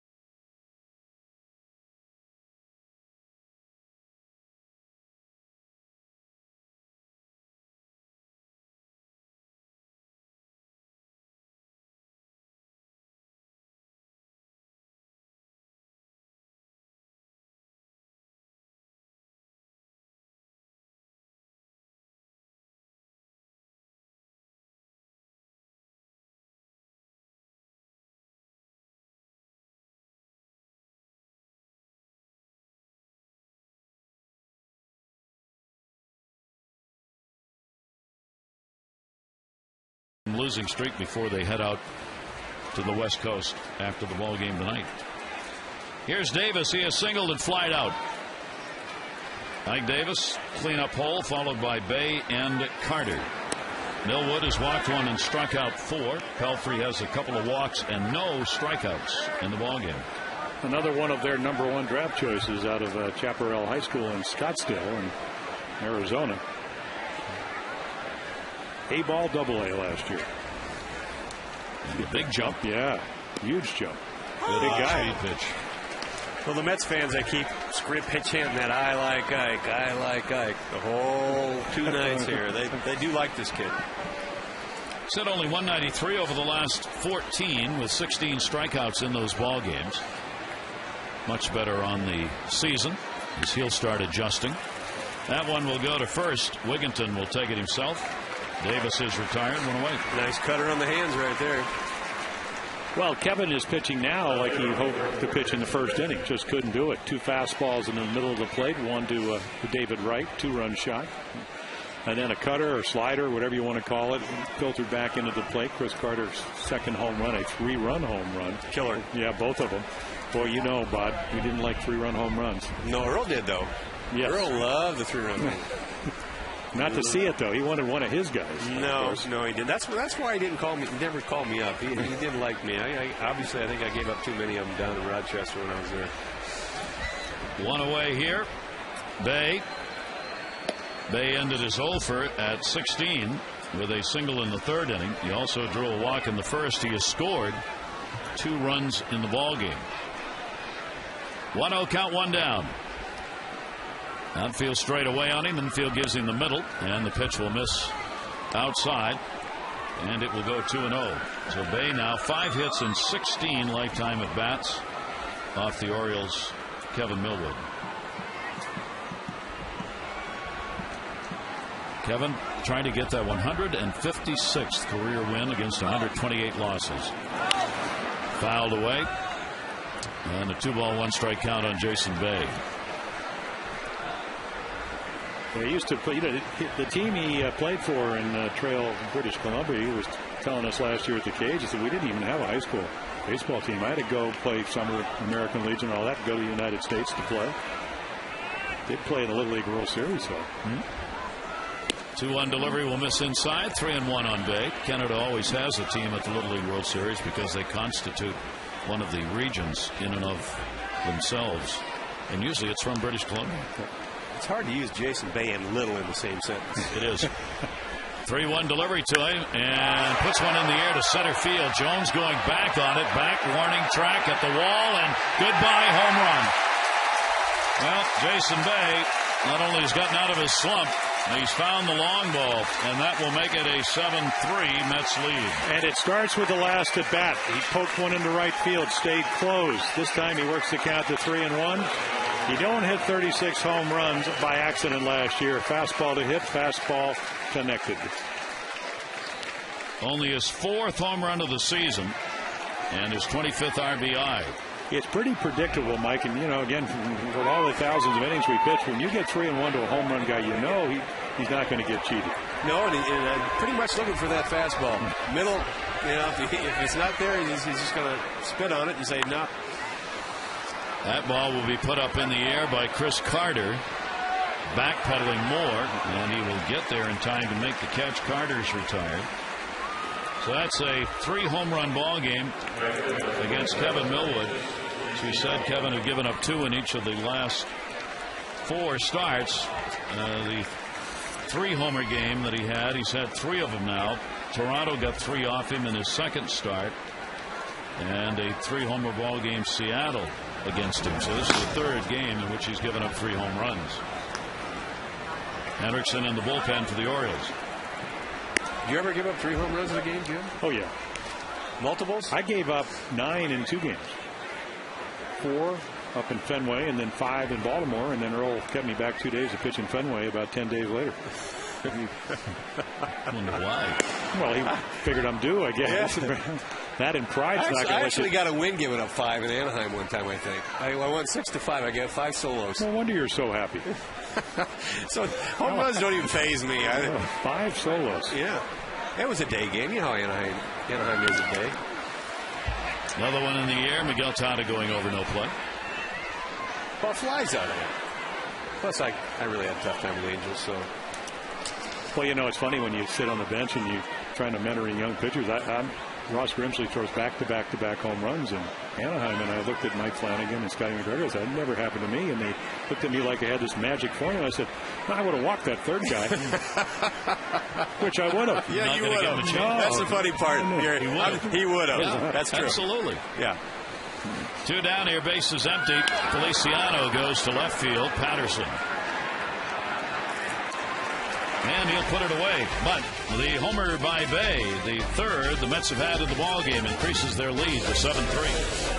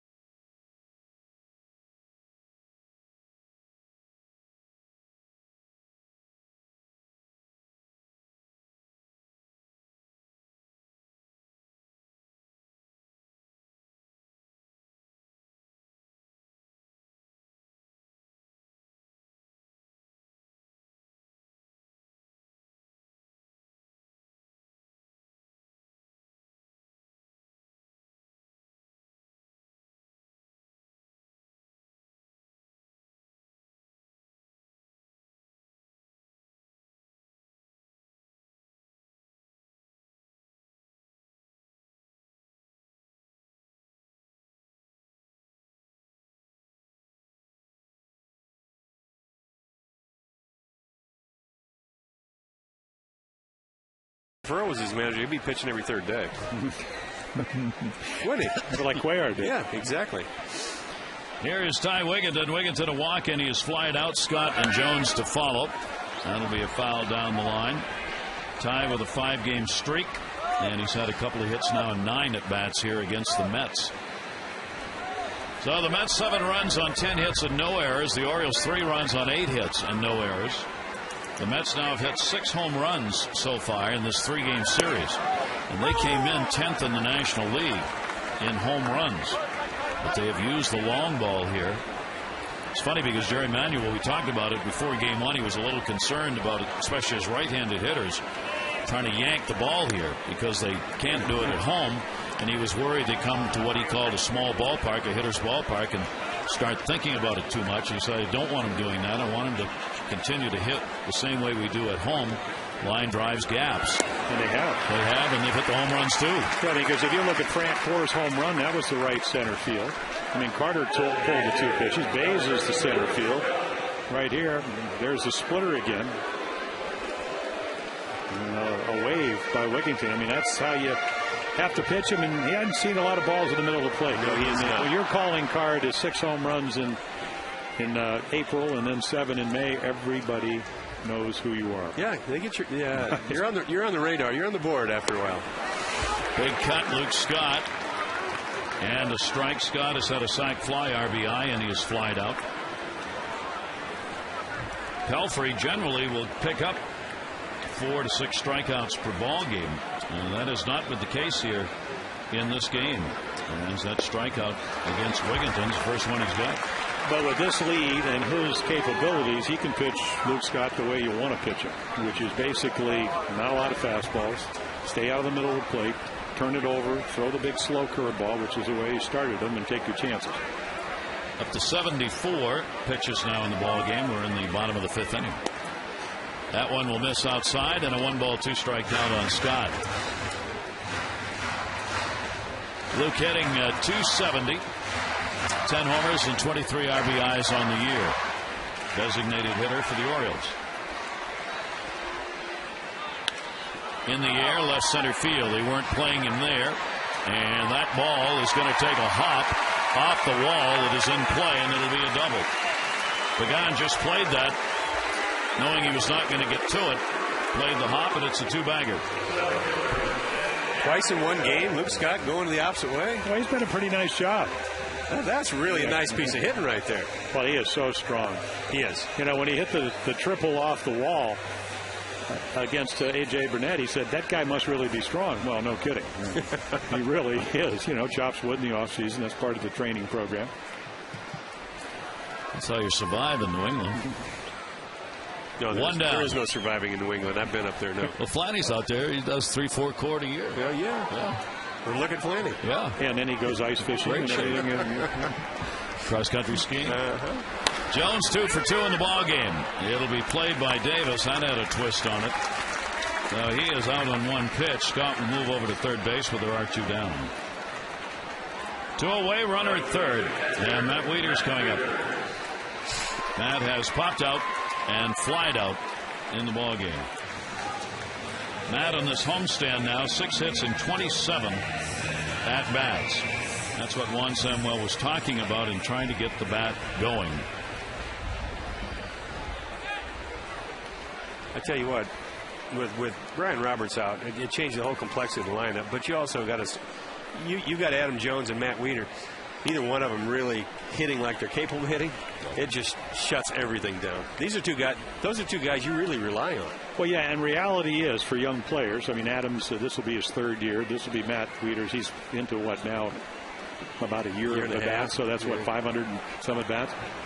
He hasn't proved he can hit here. Doesn't mean he can't hit, but you got to prove it, and you got to prove it because they're going to adjust. And it looks like he's in between pitches now. Maybe a little bit late on the fastball, jumping. He's out in front of the breaking ball. Fastball is there. And a 2-strike count from Pelfrey. And, you know, you do face tough pitching, but everybody does. Everybody does. It's not like the Orioles are the only guys that see Sabathia and Burnett and whatever. So you got to make some adjustments. This is the big leagues. This is the American League East. It's not a cakewalk. So that's anybody that thinks, well, it's tough pitching, that's the lame excuse. You still got to hit. 0-2 delivery on the way, and he gets enough to foul it back. See, I go more with the fact that these guys haven't proved that they can hit over the long term, and it's up to them to do that. Yeah, and they have the abilities, but they just haven't proven it. Well, they have the natural ability. Have they honed the skills? And most importantly, proving it to themselves. Yeah. So that they know they belong here and can compete here, and they can. It's just been this year. Well, that's what this year's about. Such a struggle to get there. It's what every year is about for players at the major league level. Yeah, it's about adjusting, readjusting, because pitchers, hitters, whatever, they always adjust and readjust back to you. I mean, it's the adjustments you make back to that. That's why I'm going to be interested second half of the season for Mike Pelfrey. Pelfrey comes into this year as a different pitcher. Right. Now, the book's getting out on him. Nobody saw that off-speed splitter last year. Is he throwing it? I don't know what the percentage is that he's throwing for strikes. Is that the pitch you lay off with him and wait for something else? I don't know. There it is right there. It's working.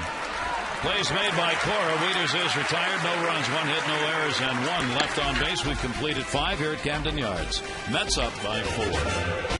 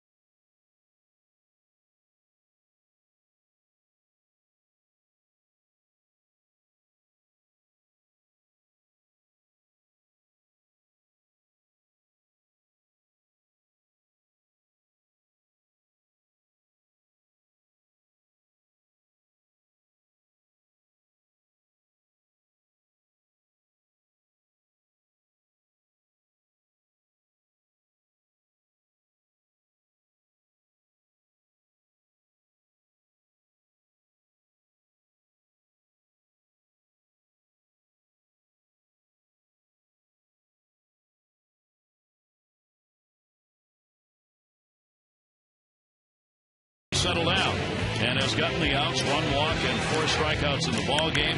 Jason Bay would add another in the 5th inning with his 4th home run of the season, and there are the numbers. Now it's a matter of trying to hold it right here and hope that the offense can supply some runs. The man is definitely an innings eater, isn't he? Wow. Well, he doesn't want to leave. You know, one of the great things about last night, well, there were a couple. Mattis pitched real well. They didn't get him a lot of run. He didn't want to leave the game. Trying to talk himself into staying. Oh, yeah. Rick said we had to look at long term. Samuel liked that, too, didn't he? Yep. Well, so did Rick Granitzy, the Oriole pitching coach. Yeah. He goes, and he said he could have gone back out there. Oh, he could have, but, I mean, what are you going to accomplish this year? I mean, what good is that going to do? You know he wants to go out. You know he's capable of going out. But is those extra pitches going to help him next year and the year after that? I don't know. It might. I don't know. I like finishing games. 0-2 delivery. That one's going to be looped to short. Lugo is there. Cora is retired, so he's 2 for 3 in the game. 1 away, 6th inning. Hope you'll visit Orioles.com right now for your chance to win the Matt Wieters Bobblehead Night VIP experience. 1 lucky winner, 4 VIP seats. Parking is for Wednesday, June 30 against the A's. And you could win 4 passes to watch batting practice right on the field. All you got to do is enter. Go to Orioles.com to do so. I thought the Orioles were going to turn it around last night when I got a text message from Mike Flanagan. Remember the bar? He goes, "Oh yeah, ask Earl." Because Earl went out to argue one of the great that's on YouTube and all that with Tom Haller. But Flanny texting, I figured, boy. Well, he had somebody else's phone. It had to be. Well, you know, there's somebody who's probably doing it for him. Well, that might be another. But the fact that you get a text message in about the 6th inning for Mike Flanagan. Well, that was the first. You do have a first. That's what I mean. You probably want to get his phone. I put think it up we're on going to your come up mantle. with 5 in the 9th. Everybody contributing here up and down the lineup, as you see, except for Blanco. That one, well, that's his go ahead. Yeah, that's that. Blanco contributes. Yeah, another breaking ball slider in the middle of the plate. So everybody in the lineup except Pagan has had a hit, but Pagan has reached and scored a run. That'll be hit number 11 in the game, and we'll bring Reyes up with a runner on at first base and one away. And Juan Samuel is coming up. He's not made a... No, he has now. That's going to be it for Millwood. So Kevin Millwood is not going to get a win. Again, could suffer his 8th loss, and this is 14th start of the year. He will work 5 and third innings in this ball game. Surrenders 11 hits and responsible for the base running.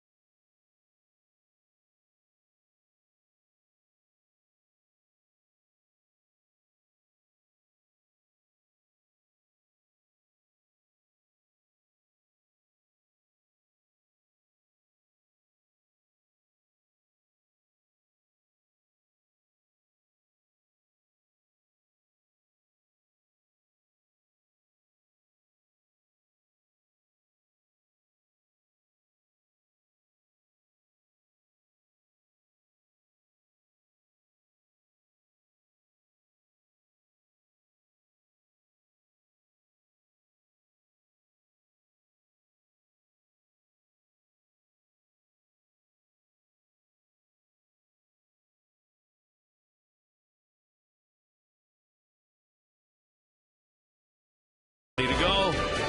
Waiting for the pitching change. Kevin Millwood. Another long day on the mound.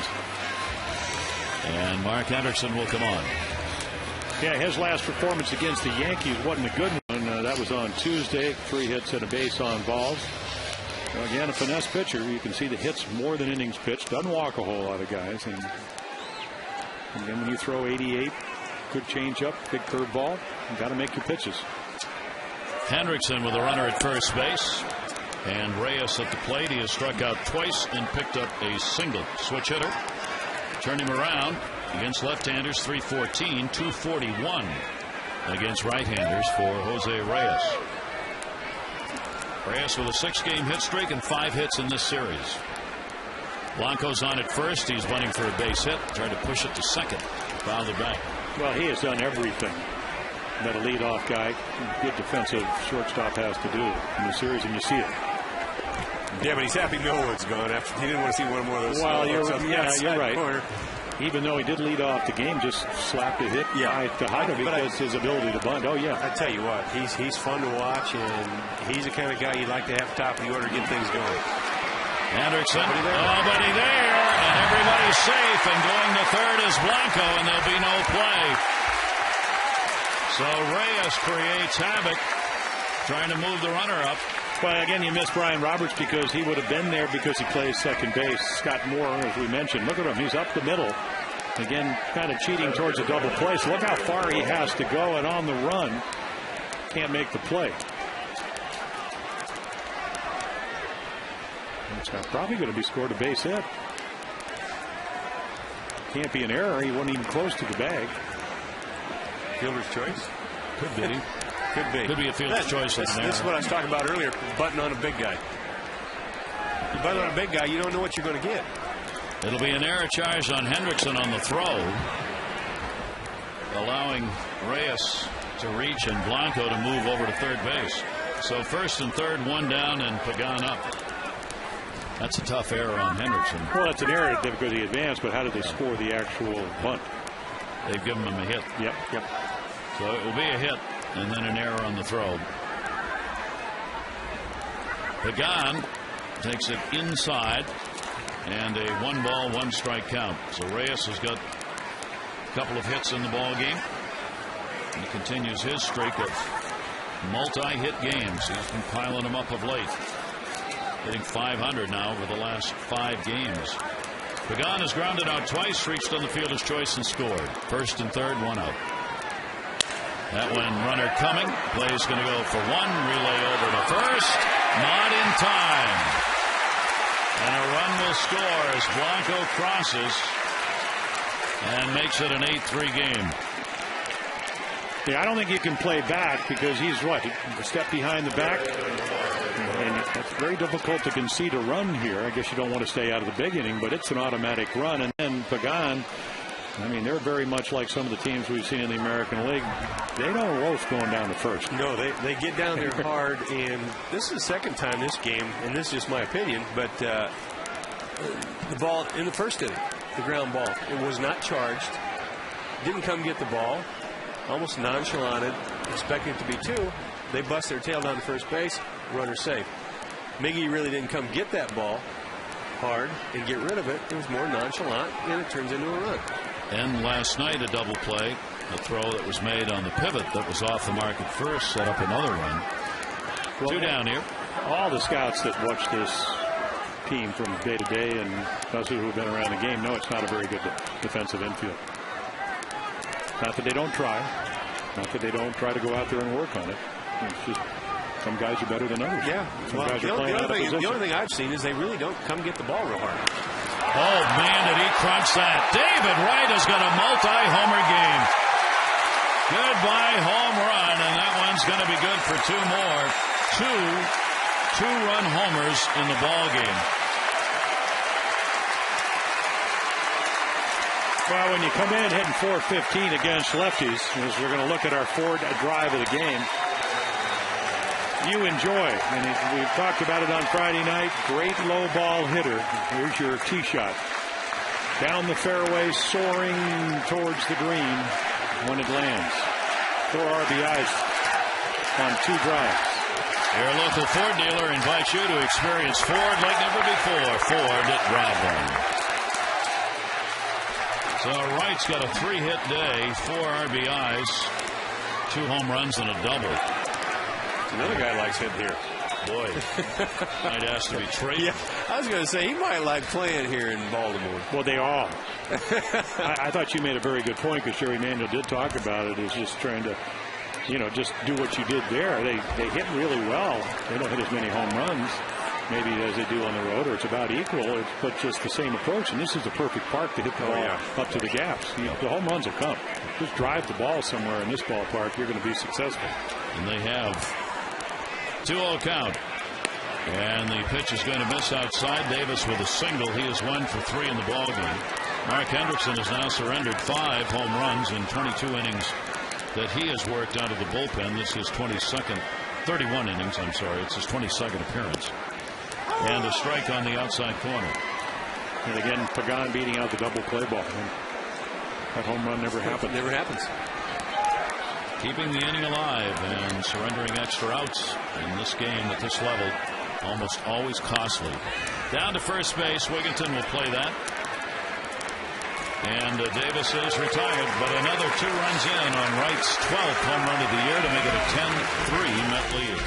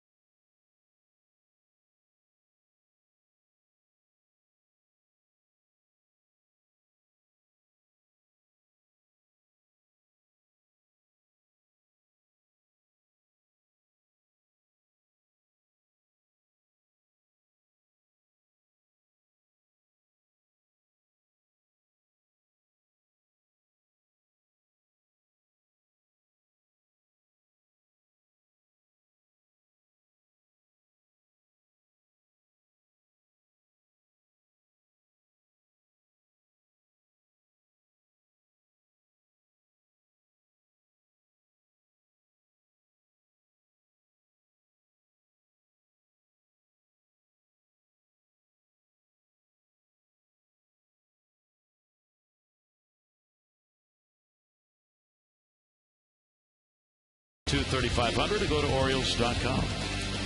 Some of the youngsters enjoying the ball game today. Pelfrey is enjoying it right now. I mean, this has not been an easy ball game for him. He's given up 3 runs on 9 hits, and he's had some big at-bats with runners on. But the Mets keep pounding away and keep that lead now up to 7. It's got to feel strange for him. He's not used to having this many runs. I mean, no, but it's nice if you're going to give up 3 for them to get to 10. And it seems like he struggled early, and then the minute they got him the 6th run in the 5th, and the Bay home run, he just kind of calmed down a little bit. You know, it's about rather than got a lot better. Yeah, and if you're 6'7", we all know it's harder sometimes to repeat your windup. He's done a great job this year. I wouldn't know, Jim. No, being 5'9" is just you're taller than 5'9", right? Asking me? Slightly. Oh, all right. Slightly. He had towered over Earl. That's all that matters. 3-ball, 1-strike delivery. Scott Moore has had a good day. He's been on all 3 times, 2 singles, and now a leadoff walk. 3rd walk surrendered by Pelfrey in the ball game. Well, that's what you like to see when you're down by 7 and you need to get guys off. Not swinging, not trying to do more than you're capable of doing. If they're going to walk you, take a walk. On base percentage. I agree. The Orioles, only the Houston Astros, see less pitches per plate appearance than the O's. A lot of anxious at bats. Yeah. The Astros aren't very good either, are they? No. No. Here's Julio Lugo. Lugo hit into a double play last time, up a big double play. And he has singled. And he bunts that one 40 feet into the seats. For the Mets, this is the most runs they've scored this year. It's the 4th time they have picked up 10 runs in a ball game. And they have had as many as 16 hits in a game twice. They've got 13 in this one. So this ball club, which came in and still is ranked in the bottom part of the National League offensively, has really put on an offensive show in 2 of the 3 games here. Julio Lugo waiting on it. The 0-1 will be fouled straight back. 0-2. Patterson waiting on deck as the Orioles try and muster a couple of big innings here themselves. The Mets started with 5 in the 1st, and they've just kept on going, spreading the runs out over the course of the first 6 innings of the game. Yeah, 89 pitches for Mike Pelfrey. And the guys getting loose in the bullpen, not throwing yet, but doing their usual, all kinds of stretching and Pilates, because they know they do down there. Those bullpen people are crazy. There you go. Where are the Pilates workers right now? There you go. There you go. There you go. One guy's trying to fly. Oh, Bod. 0-2 count on Lugo. Moore off first base. Pelfrey misses inside with it. 1-2. The Mets bullpen is ranked 8th in ERA. The Orioles 11th in the American League. Mets pen in the middle, like many teams, has been a little soft, part of the underbelly. Bullpens are a tough thing. Very they really, I mean, you get a good one, you try to hang on to them. A lot of GMs think they can go out and replenish their bullpen. It just doesn't happen. No, the Orioles on the West Coast are going to see the Giants are number 3 in pitching. The Padres are number 1 with the number 1 bullpen in a huge ballpark. In a pitcher's ballpark at Petco. 2-ball, 2-strike count on Lugo. Runner not going. Center field. Big on. Lugo retired, back to first. Scott Moore, and 1 away. And what both the Giants and the Padres have are closers. And, you got Brian Wilson, who throws about 95-6 with pinpoint control up in San Francisco, and then Heath Bell. Looks like he's trying to throw the ball through the backstop. Yeah, sometimes I wonder if he isn't throwing 150 miles an hour when he cuts it loose. Corey Patterson, 2 singles, 2 for 2, and a sacrifice in the game. Runner at first with 1 down against Pelfrey. He's intimidating, that guy. Oh, Heath Bell? Yeah. Why not? Here's what's coming up. San Francisco, be there tomorrow night. They are second in average, 11th in homers, 12th in runs, second in ERA, though. You see their record, third in the West. How about Aubrey Huff? And yes, that is the Aubrey Huff, Mr. Inside the Park home run. And then I started breathing again, Huff. Can't wait to see him again. He hit a triple yesterday. He did. Huff and Puff. He's hitting 300. Huff and Puff. Yeah, I like that. That's a nice nickname. He's hitting 300. Kind of catchy. Yep. Thank you. Hey, what's wrong with Litzicum? Well, he won yesterday. You're a Cy Young Award winner. Come on, let's spit it out. Tell me what's wrong. I can't figure it out. Moving back on the ball. Bay is there, and he's got it. Ubaldo Jimenez. Probably trying to do more than he can.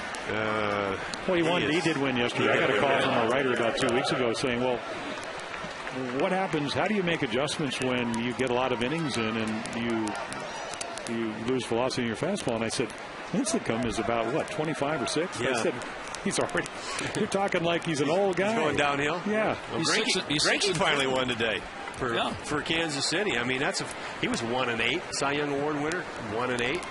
He was on that list of pitchers with Kevin Millwood struggling mightily. Yes. Pitches inside. 2 down now. Runner still on at first base. Tejadas had a single, sac fly, and he has drawn a walk in the ball game. Some guys don't struggle mightily, though. I mean, Greinke, he was 1-8 with a 3 ERA or something. The last, I don't know how many games they have not scored for him. I remember back when Flanny was GM here, he called me in the office and said, what about this Greinke kid? Would he be worth going to get? I said, he's a little odd, but yeah, I think so. But I think what we've seen today is Pelfrey struggles early. They get him a lot of runs. Now all of a sudden, every pitch he throws doesn't mean the ball game. When they don't get you a lot of runs, whether you won Cy Young Awards or you're Kevin Millwood, you've been around the block and around the block, it just changes your mindset. You say it's not going to, but it does. It does. And then if you don't pitch well, which has been the case in the last 4 or 5 starts, you're cooked. Well, like the game last night, every pitch was important. The Luke Scott strikeout with the ball in the other batter's box, that was important. That one's going to go to short. Reyes, he'll make the long throw. No runs, no hits, no errors, and 1 left on base. We go to the 7th inning as the Mets are trying to sweep the O's. They get the lead.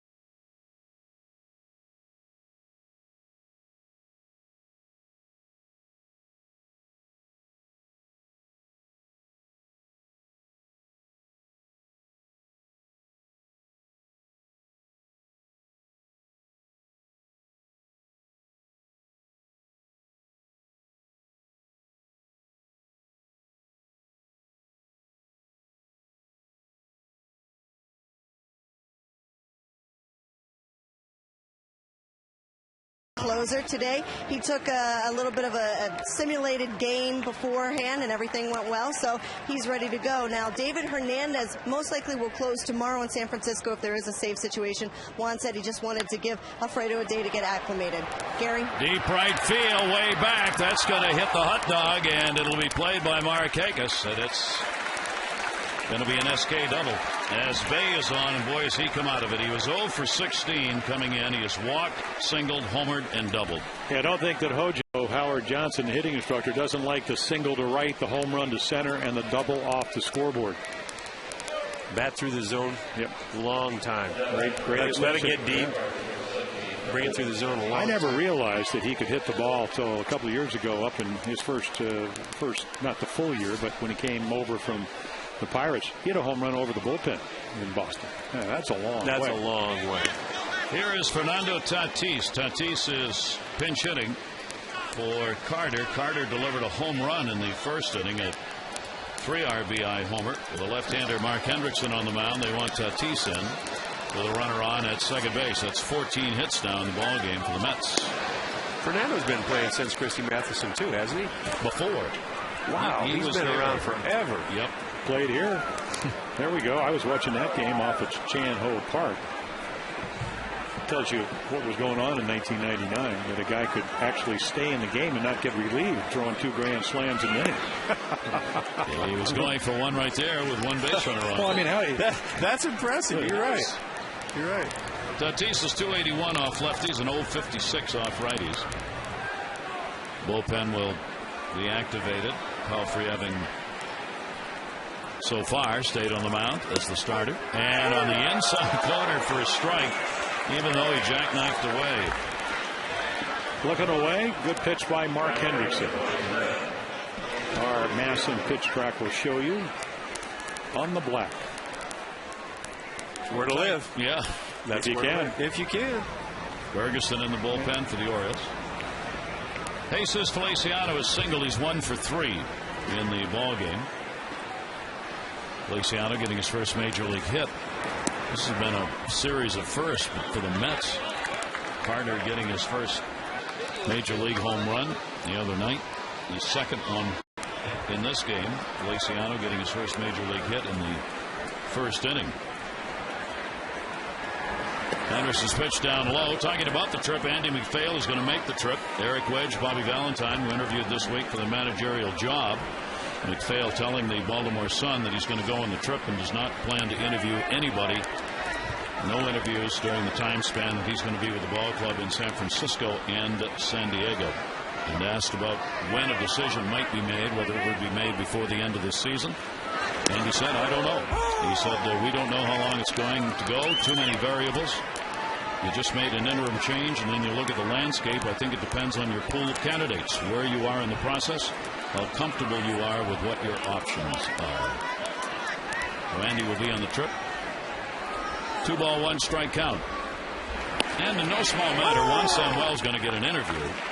He is the interim manager, and he's been told that he will be talked to about the managerial job. So I think fair to say part of what Andy's doing is evaluating in person what's going on with Juan Samuel as manager. Yeah, I don't think I'd even jump at trying to hire a new manager yet right now. I mean, there's too much to be accomplished here yet before you can seriously think about something. That's going to be a base hit by Feliciano. They'll hold the runner at third as Patterson will get it back in. Base stops. Runners on at first and third and 1 away. Time to text in your vote for the AT&T Player of the Game. Here are the candidates today. David Wright has had a 2-homer ball game and 4 RBIs. Jason Bay's out of the funk, 3-hit game, including his 4th home run of the season. And Chris Carter is now out of the ball game, delivered a 3 RBI homer. That came in the first inning. Text in your vote, A, B, or C, 51862. 1 away. Runners at first and third. Tejada will play in at third with Cora at the plate. He's 2 for 3 with an RBI, a couple of singles, and down low for a ball. Yeah, in my opinion, it's only my opinion, Juan Samuel can do what you need to do here, which is to get these guys to play at their best. I mean, he's certainly been quoted as saying that. My job is to get them to play the best baseball they can play. Pops that one up to left. Runner will tag. Runner will come. Patterson's throw to the plate. Off the mark. Leaders tried to give it a one-hand swipe on a short hop. Couldn't get to it. So Bay will score. Cora has his 2nd RBI of the ball game, and it's an 11-3 Met lead. Once again, the scouting report. Speedster, when he hits, not a very strong arm, especially when he has to throw from a standstill. Step and a half, so you can see not an accurate throw. He doesn't get him. What a job done by the Mets bench today, if you will. And in the National League, you really do have bench players. Carter's a bench player, DHing with a home run. Feliciano's had 2 singles. Coors had 2 RBIs and 2 hits, and Blanco's had a single and a run scored. That's pretty good work from your so-called bench.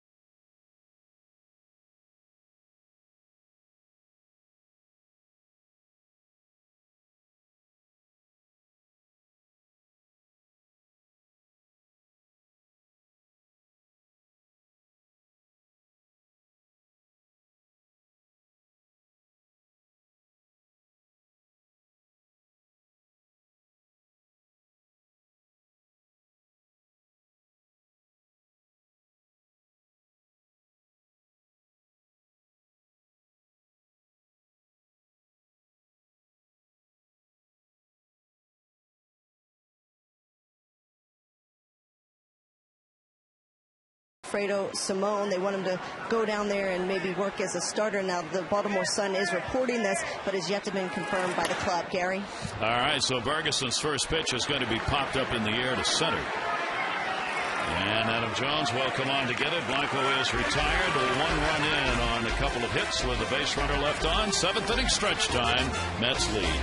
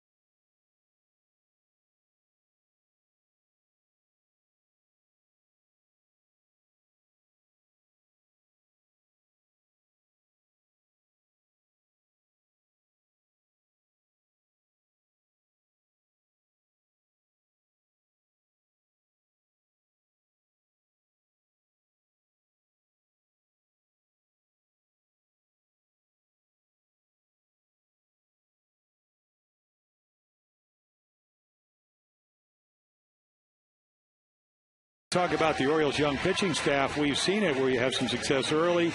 The league changes. You come up with another pitch, and all of a sudden, if he wins this afternoon, it looks like that's going to be the case. He's going to be 9-1. So, again, he's done what all pitchers have to do, whether you end up being really great or whatever. You got to make adjustments. You got to persevere, and he's been able to do it. And Mill would be the first guy to tell you, I was not good. I haven't been good. And you know what? He's just going to have to get better. Keep him in games. That's your job as a starting pitcher. It's going to be interesting what Amber was talking about with Brad Bergeson to see whether or not, in fact, they do what everybody's expecting, and that's send him back down. Give him a chance, Mike, I guess, to go back into a starting role and try and find himself. They're trying to find something that's more comfortable for this kid. And it's been a struggle for him. There's no question about that. I think it's a good thing. I really do. Let him get down there, relax a little bit, do the starting thing, see how it pans out. And they got to bring Simone back anyway, so it'll be a good thing. Brad Bergeson, that's not official now. We'll see after the ball game. We're expecting that because Simone is here and he's ready to make the trip to the West Coast. So somebody's going to go. The change will be made. No, it's me. I'm leaving tomorrow. You're going tomorrow? Yeah. So you're off the list? I'm off the list. Okay, good. At least we got an update. Yeah, we got that. That's for sure. That's for sure. That's a scoop right there. Yeah. Henry Mejia is coming on to do the pitching. Yeah, he's been pitching very well, and he comes in to try to control a 11-3 lead. Hadn't been scored on in his last 7 appearances. So the bullpen, Jerry Manuel's able to get it to where he wants it in light of the fact that Pelfrey was able to go through the 6 innings. He gives up the 3 runs on 9 hits. He walked 3, struck out just 1 in the ball game. Now Mejia will go to work here against Markakis. And Markakis sends it right back to him. 1 pitch and 1 out. A little shot put. Youngest pitcher in the major leagues at 20. So he gets a chance to do what a lot of young pitchers will do, which is get a chance to pitch. Look like a little cutter, a little movement. You get the ground ball. 1 pitch, 1 out. What you like to see from young pitchers, can you throw strikes? Yep, exactly. That's where it all starts. Jake Arrieta, the Yankees. Jeremy Guthrie with a little oblique problem. Couldn't answer the bell against the Yankees. He ends up pitching on Friday. Arrieta, why pitch him? Well, because he pitched well and they won. Good reason. Yeah. That'll always work. Good stuff. Very good stuff. Command really will win out. Mejia gets the ground ball. This is fielding practice, apparently. Well, I don't know if that's a cutter or just a slider or whatever. Yeah, I don't know, but he's got great movement, and it's tough to center it. 2 balls off the end of the bat. Yeah, I think this next year he might end up over on the bag at first base. So he gets he's wheeling and throwing on 3 pitches. He's got 2 down. That'll bring up Luke Scott. He has doubled, flied out, and has the sacrifice fly. Pelfrey with a chance to win his 9th game against only 1 loss and keep his streak alive. It would be 8 ball games, I'm sorry, without a loss for Pelfrey if he gets the win. That is in there for a strike to Luke Scott. Millwood gave up 9 runs, 11 hits, and 5 1/3. He walked 1, struck out 3, and gave up 3 home runs. Mike Hendrickson, 2 runs, 4 hits in an inning and a third. No walks, a strikeout, and he surrendered the home run to David Wright. Scott Fowl tips that one at the Met, 0-2. Yeah, you will not get any excuses from Kevin Millwood other than the fact that I just didn't do my job. And it was kind of interesting to me when he came over. Everybody, the coaches, his fellow pitchers, they kind of stay away because they know how frustrated he is. Because they also know how prepared he is, how hard he works to go out there and pitch well, which is what he did not do again today. And I think in fact, everybody respects that. Yeah, there's no question about it. I'd take Kevin Millwood on my staff any day. He's going to go out there and give you everything he's got that day. Some days it's not great. Some days he's really good. And you know what? He just, like Jim said, he's just not good today. And the breaking ball will miss. Millwood, of course, you have to believe, is being looked at by the numerous scouts who are all around baseball getting ready for the trading deadline to help this club right here. Yeah, this club right here is one of them. Yep. Well, and again, the way he's pitched lately, unfortunately, for the Orioles and him, I mean, he may go somewhere because he is a veteran and he knows how to pitch. But his value certainly is diminished to some degree if he doesn't pitch well. Now, that could certainly change because you know he's going to be prepared for his next start. Now, whether he pitches well or not, we're just going to have to wait and see. Yeah. I would not hesitate as another team to take Kevin Millwood. Not really. I wouldn't hesitate, no. Even with the last 6-7 outings. What I saw today, it doesn't really matter. I know what this guy's capable of doing. I know what he's got in his gut. Give him a chance with a team that gets him a run or two and gives him a lead. Yep. And I think he's a different guy. Defensive plays. I mean, those double plays made. I mean, that's the difference in a ball game. I mean, you're in the ball game if you make those plays. And you saw that by giving up 5 runs in the first inning and then settling down and keeping the team close enough until he got into the middle innings. Yep. 3 ball, 2 strike count on Scott. Bottom half of the 7th inning. Nobody on for the Orioles. Mejia's delivery, a ground ball towards the hole. That's going to be a base hit. And Scott is on, second time. He's 2 for 3 in the ball game. Vote for your favorite O's for the 2010 All-Star Game at Orioles.com. And you could win the Vote Orioles VIP Experience Sweepstakes. A lucky winner, 4 tickets, upcoming game, VIP parking, on-field access, batting practice from on the field to watch them, a meet and greet with the All-Stars, and a personalized All-Star Game practice jersey. Just go to Orioles.com/All-Star for complete details. Somebody will go to the All-Star Game from the Orioles. It's always, you got to take one. You got to take somebody. Expanded roster. They even took me once. Never mind. 2 down, and that's going to skip away, and Scott will go down. Probably a pass ball. No, wild pitch, sorry. How'd you do? I got Phil Niekro coffee the whole game. Oh, did you? Wow, I really did. Well, at least you didn't get to throw 3 home runs in about an inning and 2/3 in Yankee Stadium like I did. I would have. If I'd have gotten that game, I probably would have. It was in San Francisco. It was about 36 degrees. Just miserable. Except you were happy to be there. I was very happy to be there. Very happy to get Phil Niekro his coffee. I even cleaned his false teeth for him. Coffee stains and all. Yeah. Yes. Jones, 2 singles and an RBI. Add to it. Scott's going to come around. He'll score. Adam Jones has another good day. He's 3 for 4, 2 RBIs, and it's an 11-4 ball game.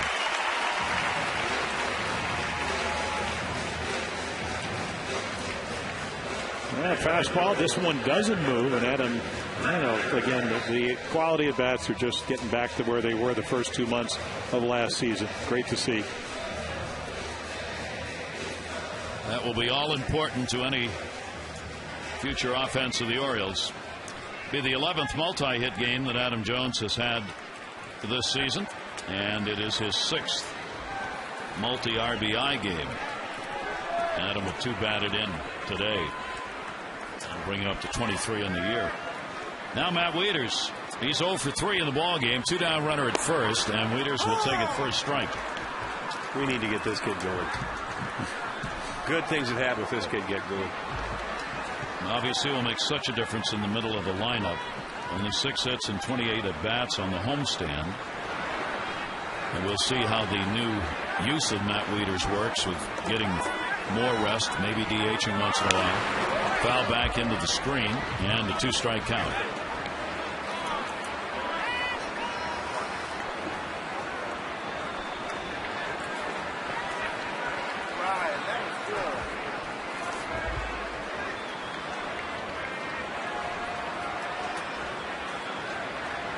Mejia with the 0-2. Wieters down to first, just made it over the bag, and Davis will flip Mejia there to cover. 1 run in on a couple of hits, no errors, and 1 left on base. Jones the RBI to make it 11-4.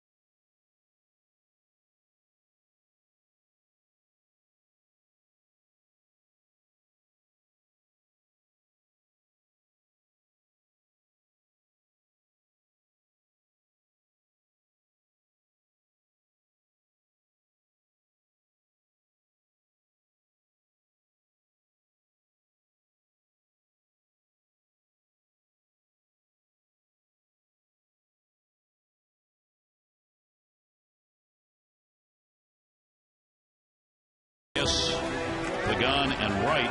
Reyes 2 singles. He's 2 for 4 and 2 strikeouts. That one to short. Lugo. And 1 pitch and 1 out in the 8th inning.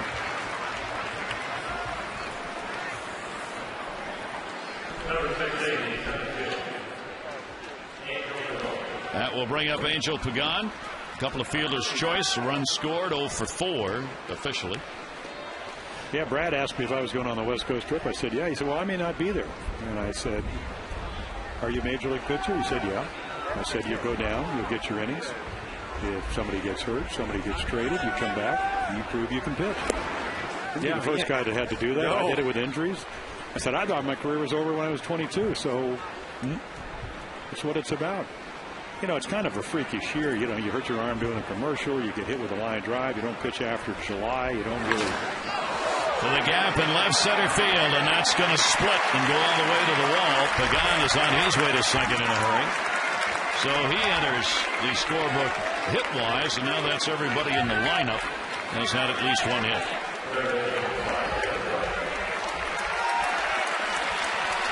And that's hit number 16, tying their high in the year. This ball down, but it's down the middle. So again, you just drive it, drop the bat head. Eddie Murray talked about it early in the week. He said, for whatever the reason is for left-handed hitters, the low ball looks very delectable.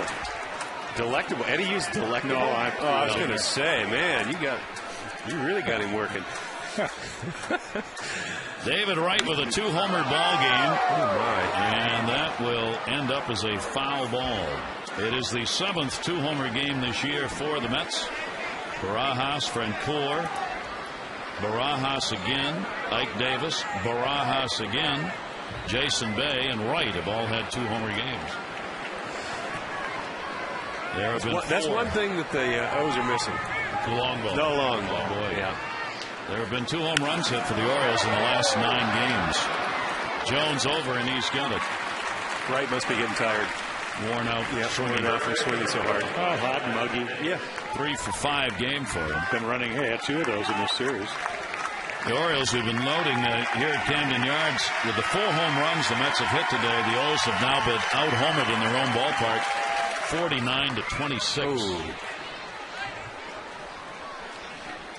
2 down. Ike Davis, runner at second base, shift on for him. He singled his first time up, 1 for 4. You know, I'm not a big stats guy, Gary, but stats don't lie. No, they don't lie. They give you a pretty good picture. You paint a pretty good picture, sometimes not so good. No runs, 1 hit, no errors, and a base runner left on. Bottom of the 8th inning coming up here at Camden Yards.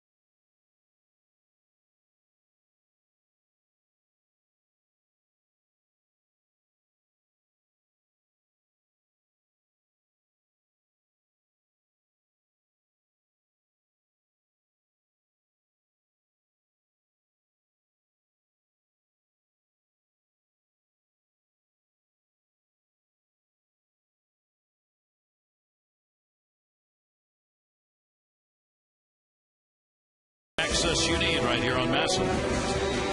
Starters for tomorrow night. Sanchez with that 4 and 5 mark, but a very respectable 2.82. And look at the opponent batting average, only 195. Yeah, didn't he pitch a no-hitter 2 years ago? I think it's the first time his dad ever saw him pitch in person. Yep. I can fly my dad everywhere then.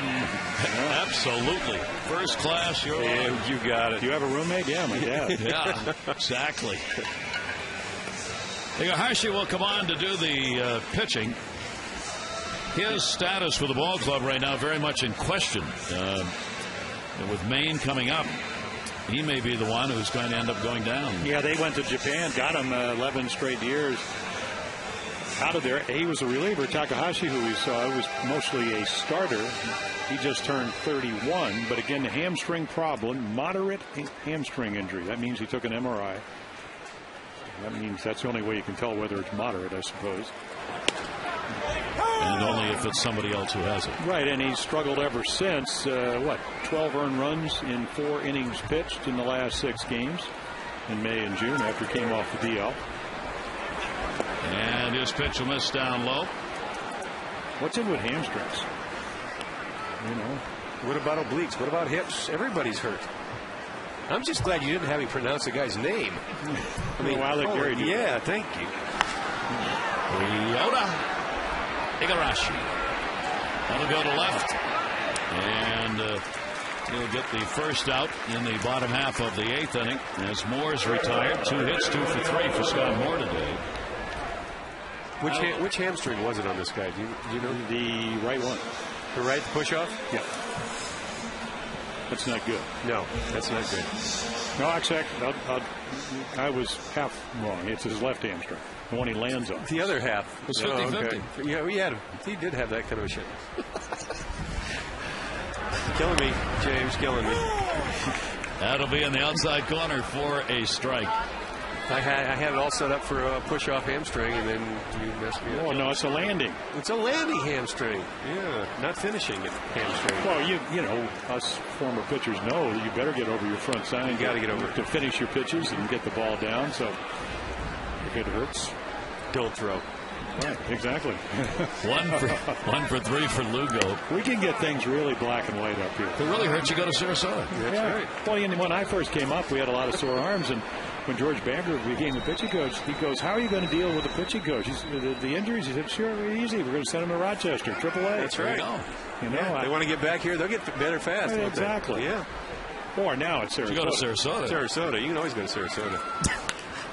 Fouled away, and a 2-ball, 2-strike count. You know, I'm surprised when I heard when I missed 5 or 6 games early in the year. They didn't send me to Sarasota. Well, that's because you wanted to go. Good point.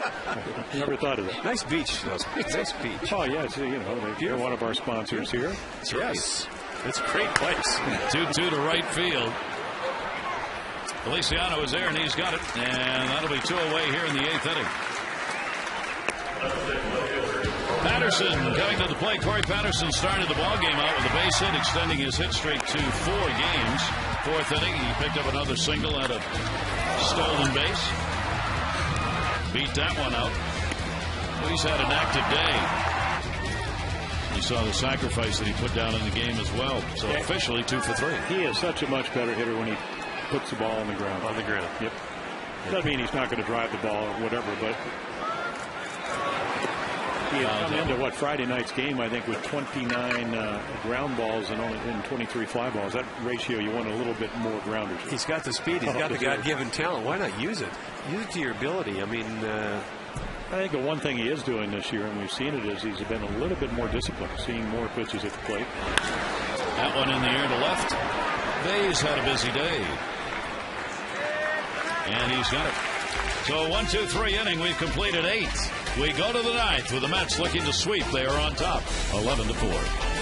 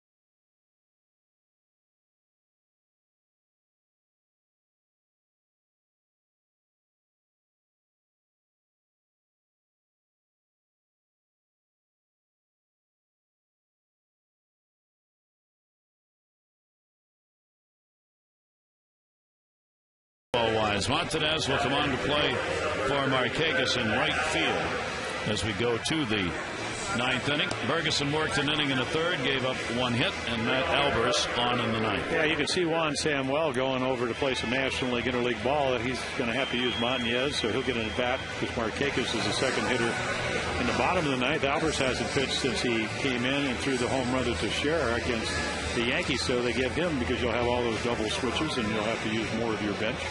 What bench you have. Well, you know, I mean, it's just I understand. I mean, it's a whole different game. The pitchers are out bunting and hitting the other day, getting ready for all this stuff, and trying not to get hurt. But you were a heck of a hitter, Jim. No, I hit all right. Chance of the cycle right here for Jason Bay. He's had a single homer double and a walk in the game. He scored 3 runs. The RBI on the home run. He lacks the triple. And that's all after an 0 for 16 coming into the ballgame. Tejada running throw and didn't get it. And his second 4-hit day of the season for Bay. So what? 1 for 24. What are you talking about? And you could see just on the heels a little bit of Miggy. And when you go back on your heels and it's a slow infield. So one thing about this infield, it's no mystery that this is slow. So you better come get the ball. You have to come get the ball. Plus, if you look at the Mets guys, I mean, it's a 11-4 game. They're busting their tail running out of first base. They're hustling every bit of the way. That's impressive. Looking for more. Yeah. Fernando Tatis took over as the designated hitter against Mark Hendrickson, the left-hander, for Carter, and struck out in the only at-bat he's had in the game. Runner on at first, 17 hits, new season high for the Mets in hits. They've left only 5 on base in this game, and only 3 in scoring position, fouled away.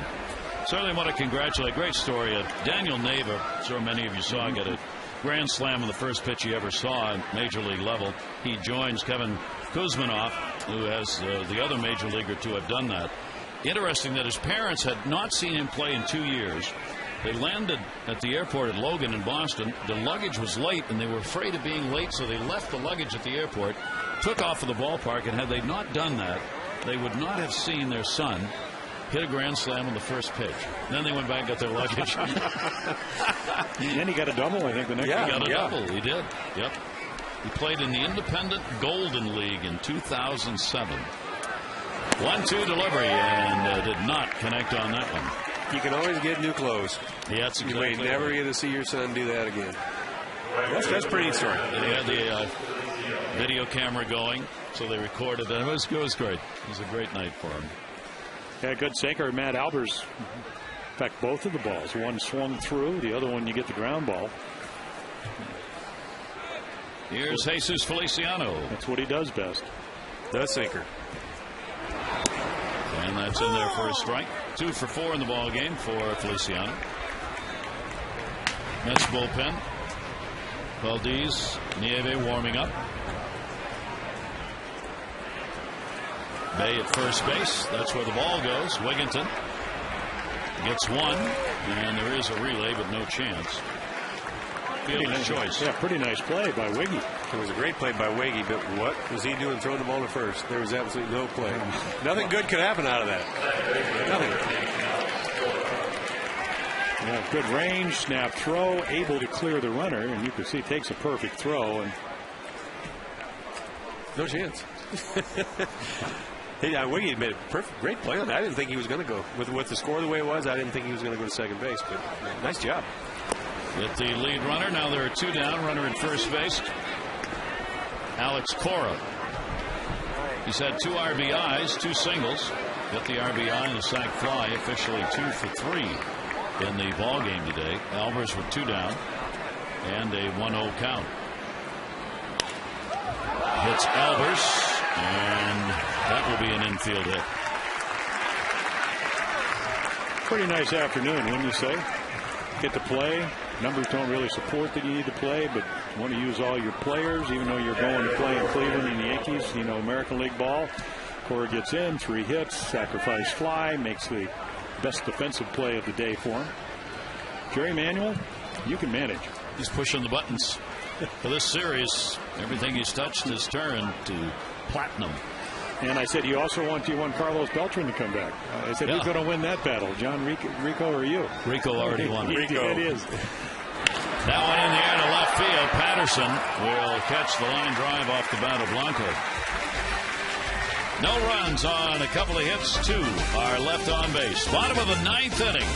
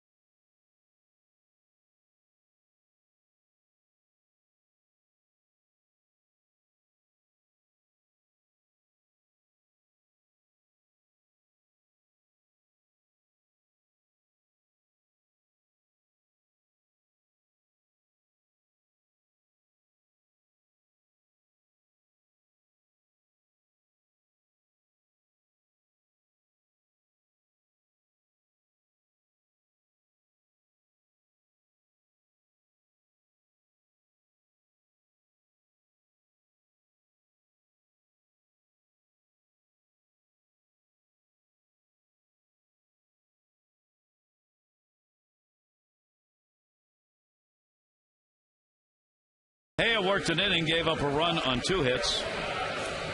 A 1-2-3 inning for Igarashi.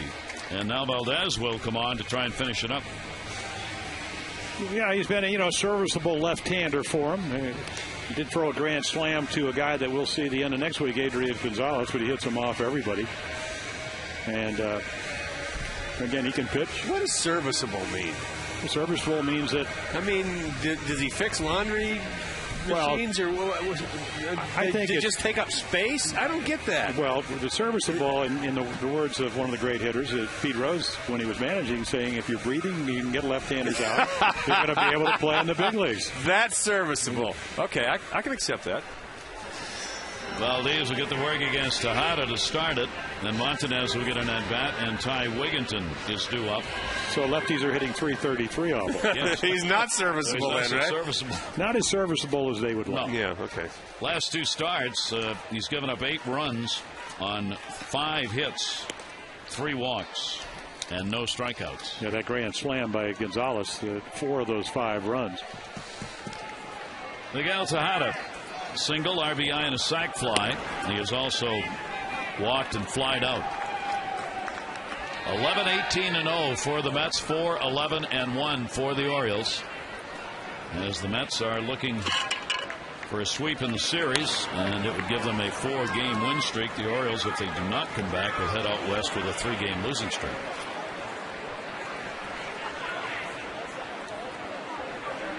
Two ball, 1 strike count. Be on the air tomorrow night, 9:30 with those extra, and then 10 o'clock for the ball game. 2-1 delivery. Reyes. And it's an error. Reyes, who loves to side saddle ground balls. He has always played, even when he can get in front of them, he takes it on the side. Well, we talked about Davey Johnson. Davey used to go to his right and eat backhand balls, and they'd always give the guys a hit, and then the scorers got used to it, and they go, if you don't want to get in front of it when you can, we're going to give you errors. And Davey goes, I don't like to have errors. So he started getting in front of balls. I mean, the ones that you can, and maybe it's 11-4, but Reyes is better than that. Yeah, it just wasn't on that play. Yeah. Now, granted, Miggy did hit the ball pretty hard, but he still had time to probably collect himself and get in front of that ball. So that will be charged as an error, the first one in the ball game for the Mets. Montanez getting his first at bat, and a strike on the inside corner as he came on to play in right field. Not a lot of activity for Lou Montanez of late, and he's had only 54 at bats all year. 8 hits, all singles, 3 RBIs. Todd at first base, not going to go anywhere. Inside, a 1-ball, 2-strike count. Guys, I'm going to check my phone to see if I got a text message from Mike Flanagan, because you never know. It could be an 8-run inning if he texts back-to-back games. You got hopes. The sun might come up in the west, too. Exactly. Here's the 1-2 delivery. Foul territory. Davis. One down in the 9th. Still time to text in your vote. AT&T Player of the Game. Here's the voting so far with Jason Bay well on top. Text in your vote to 51862. The results coming up on the O's Extra post-game show. So the 2 home runs by David Wright means absolutely nothing. No. Well, not to the people that voted on AT&T. There's been a lot of guys have good days today. How about Flanny? You know, the post game is what, at 9:30 tomorrow? Mm-hmm. Yeah. Flanny telling a story about when Demper was a coach. And, you know, you always got to be careful about the dove bars on the plane, because they're frozen. And you know, Demper puts one in and it sticks to his tongue. So he rips it off, gets a towel because it's bleeding, and instead of just kind of hiding and hoping that it kind of calms down. He was warning people. He's warning people going not up and down the dove bar. How did it go? Don't eat the dove bar. Don't eat the dove bar. So hopefully, towel wrapped around his tongue. So that's why they will not be doing the pregame from San Francisco. Good. You're kind of getting where I'm going. And I won't be eating any more dove bars. Well, they have in these frozen ice tundra things on the plane, and they sit there for like 2 months. Dry ice. From dry ice. I know it's dry ice, but it's like putting it's beyond dry ice. Oh. You cannot pick through these things with an ice pick. Or your tongue. It's like you sit for the whole flight all the way to the West Coast before they thaw enough where you can eat one. It's like as a kid, you stick it 32 below zero, and you stick your tongue on the metal handle on the door to the schoolhouse because someone dared you. Did you really do that, Gary? No, but I dared the kid who did. 2-ball, 2-strike count, Ty Wigginton. That'll make good act of contrition on that one. Second base, Cora. And he's got it now, 2 down. But where you were heartily sorry. I was. Okay. I was heartily sorry. There you go. 5 our fathers, 10 Hail Marys. Mike, great having you with us. Oh, it was a blast. I really enjoyed it. Pleasure. I really did. It didn't make a lot of sense, but I really enjoyed it. It doesn't have to. Just think if we could have reversed the score, how much fun we would have had. We would have had a blast. There you go. We talked about that even before this whole thing started, how much fun it used to be when we played. Flanagan was up here. It was a blast. It was so much fun. I was blessed to have all these guys teach me and work with me and just have fun. Winning does that, doesn't it? Oh, it does. It makes it fun. Here's Luke Scott. So Pelfrey, looking for his 9th win, will be 9-1. Millwood will go 0-8. And the Mets will sweep the Orioles for the first time in their history. The Orioles will have a 2-7 homestand. It'll be the 3rd consecutive loss for the O's as they head out to face the Giants. Barring a major comeback. 8-run homer from Luke Yes. Scott. First ever. First ever. Yeah. Lucas had a single, a double, sacrifice fly, 2 for 3 in the ballgame. 24,848, 2-4, 848 the attendance. Scott will take it. That will miss. LD is trying to get this one completed. Runner on at first base and 2 down.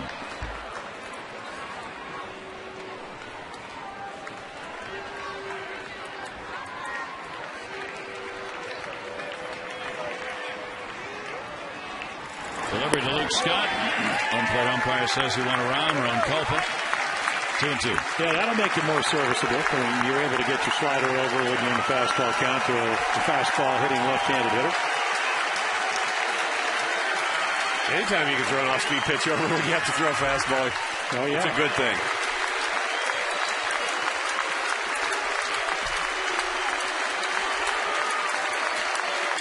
2-2 delivery. Scott in the air. Center field. Devon's got it. And this one is in the books. An 11-4 victory as the Mets have swept this series. And Pelfrey does indeed go 9-1 on the season. Hope you'll join us again tomorrow as the O's interleague play continues, and it'll be San Francisco first to 3. Chris Tillman against Jonathan Sanchez. Our coverage on Masson at 9:30 O's Extra, presented by your local Ford dealer, followed by our game coverage at 10 on Masson HD. For Jim Palmer, I'm Theo Harris and Mike Boddicker. I'm Gary Thorne. On behalf of all of our crew, we bid you adieu from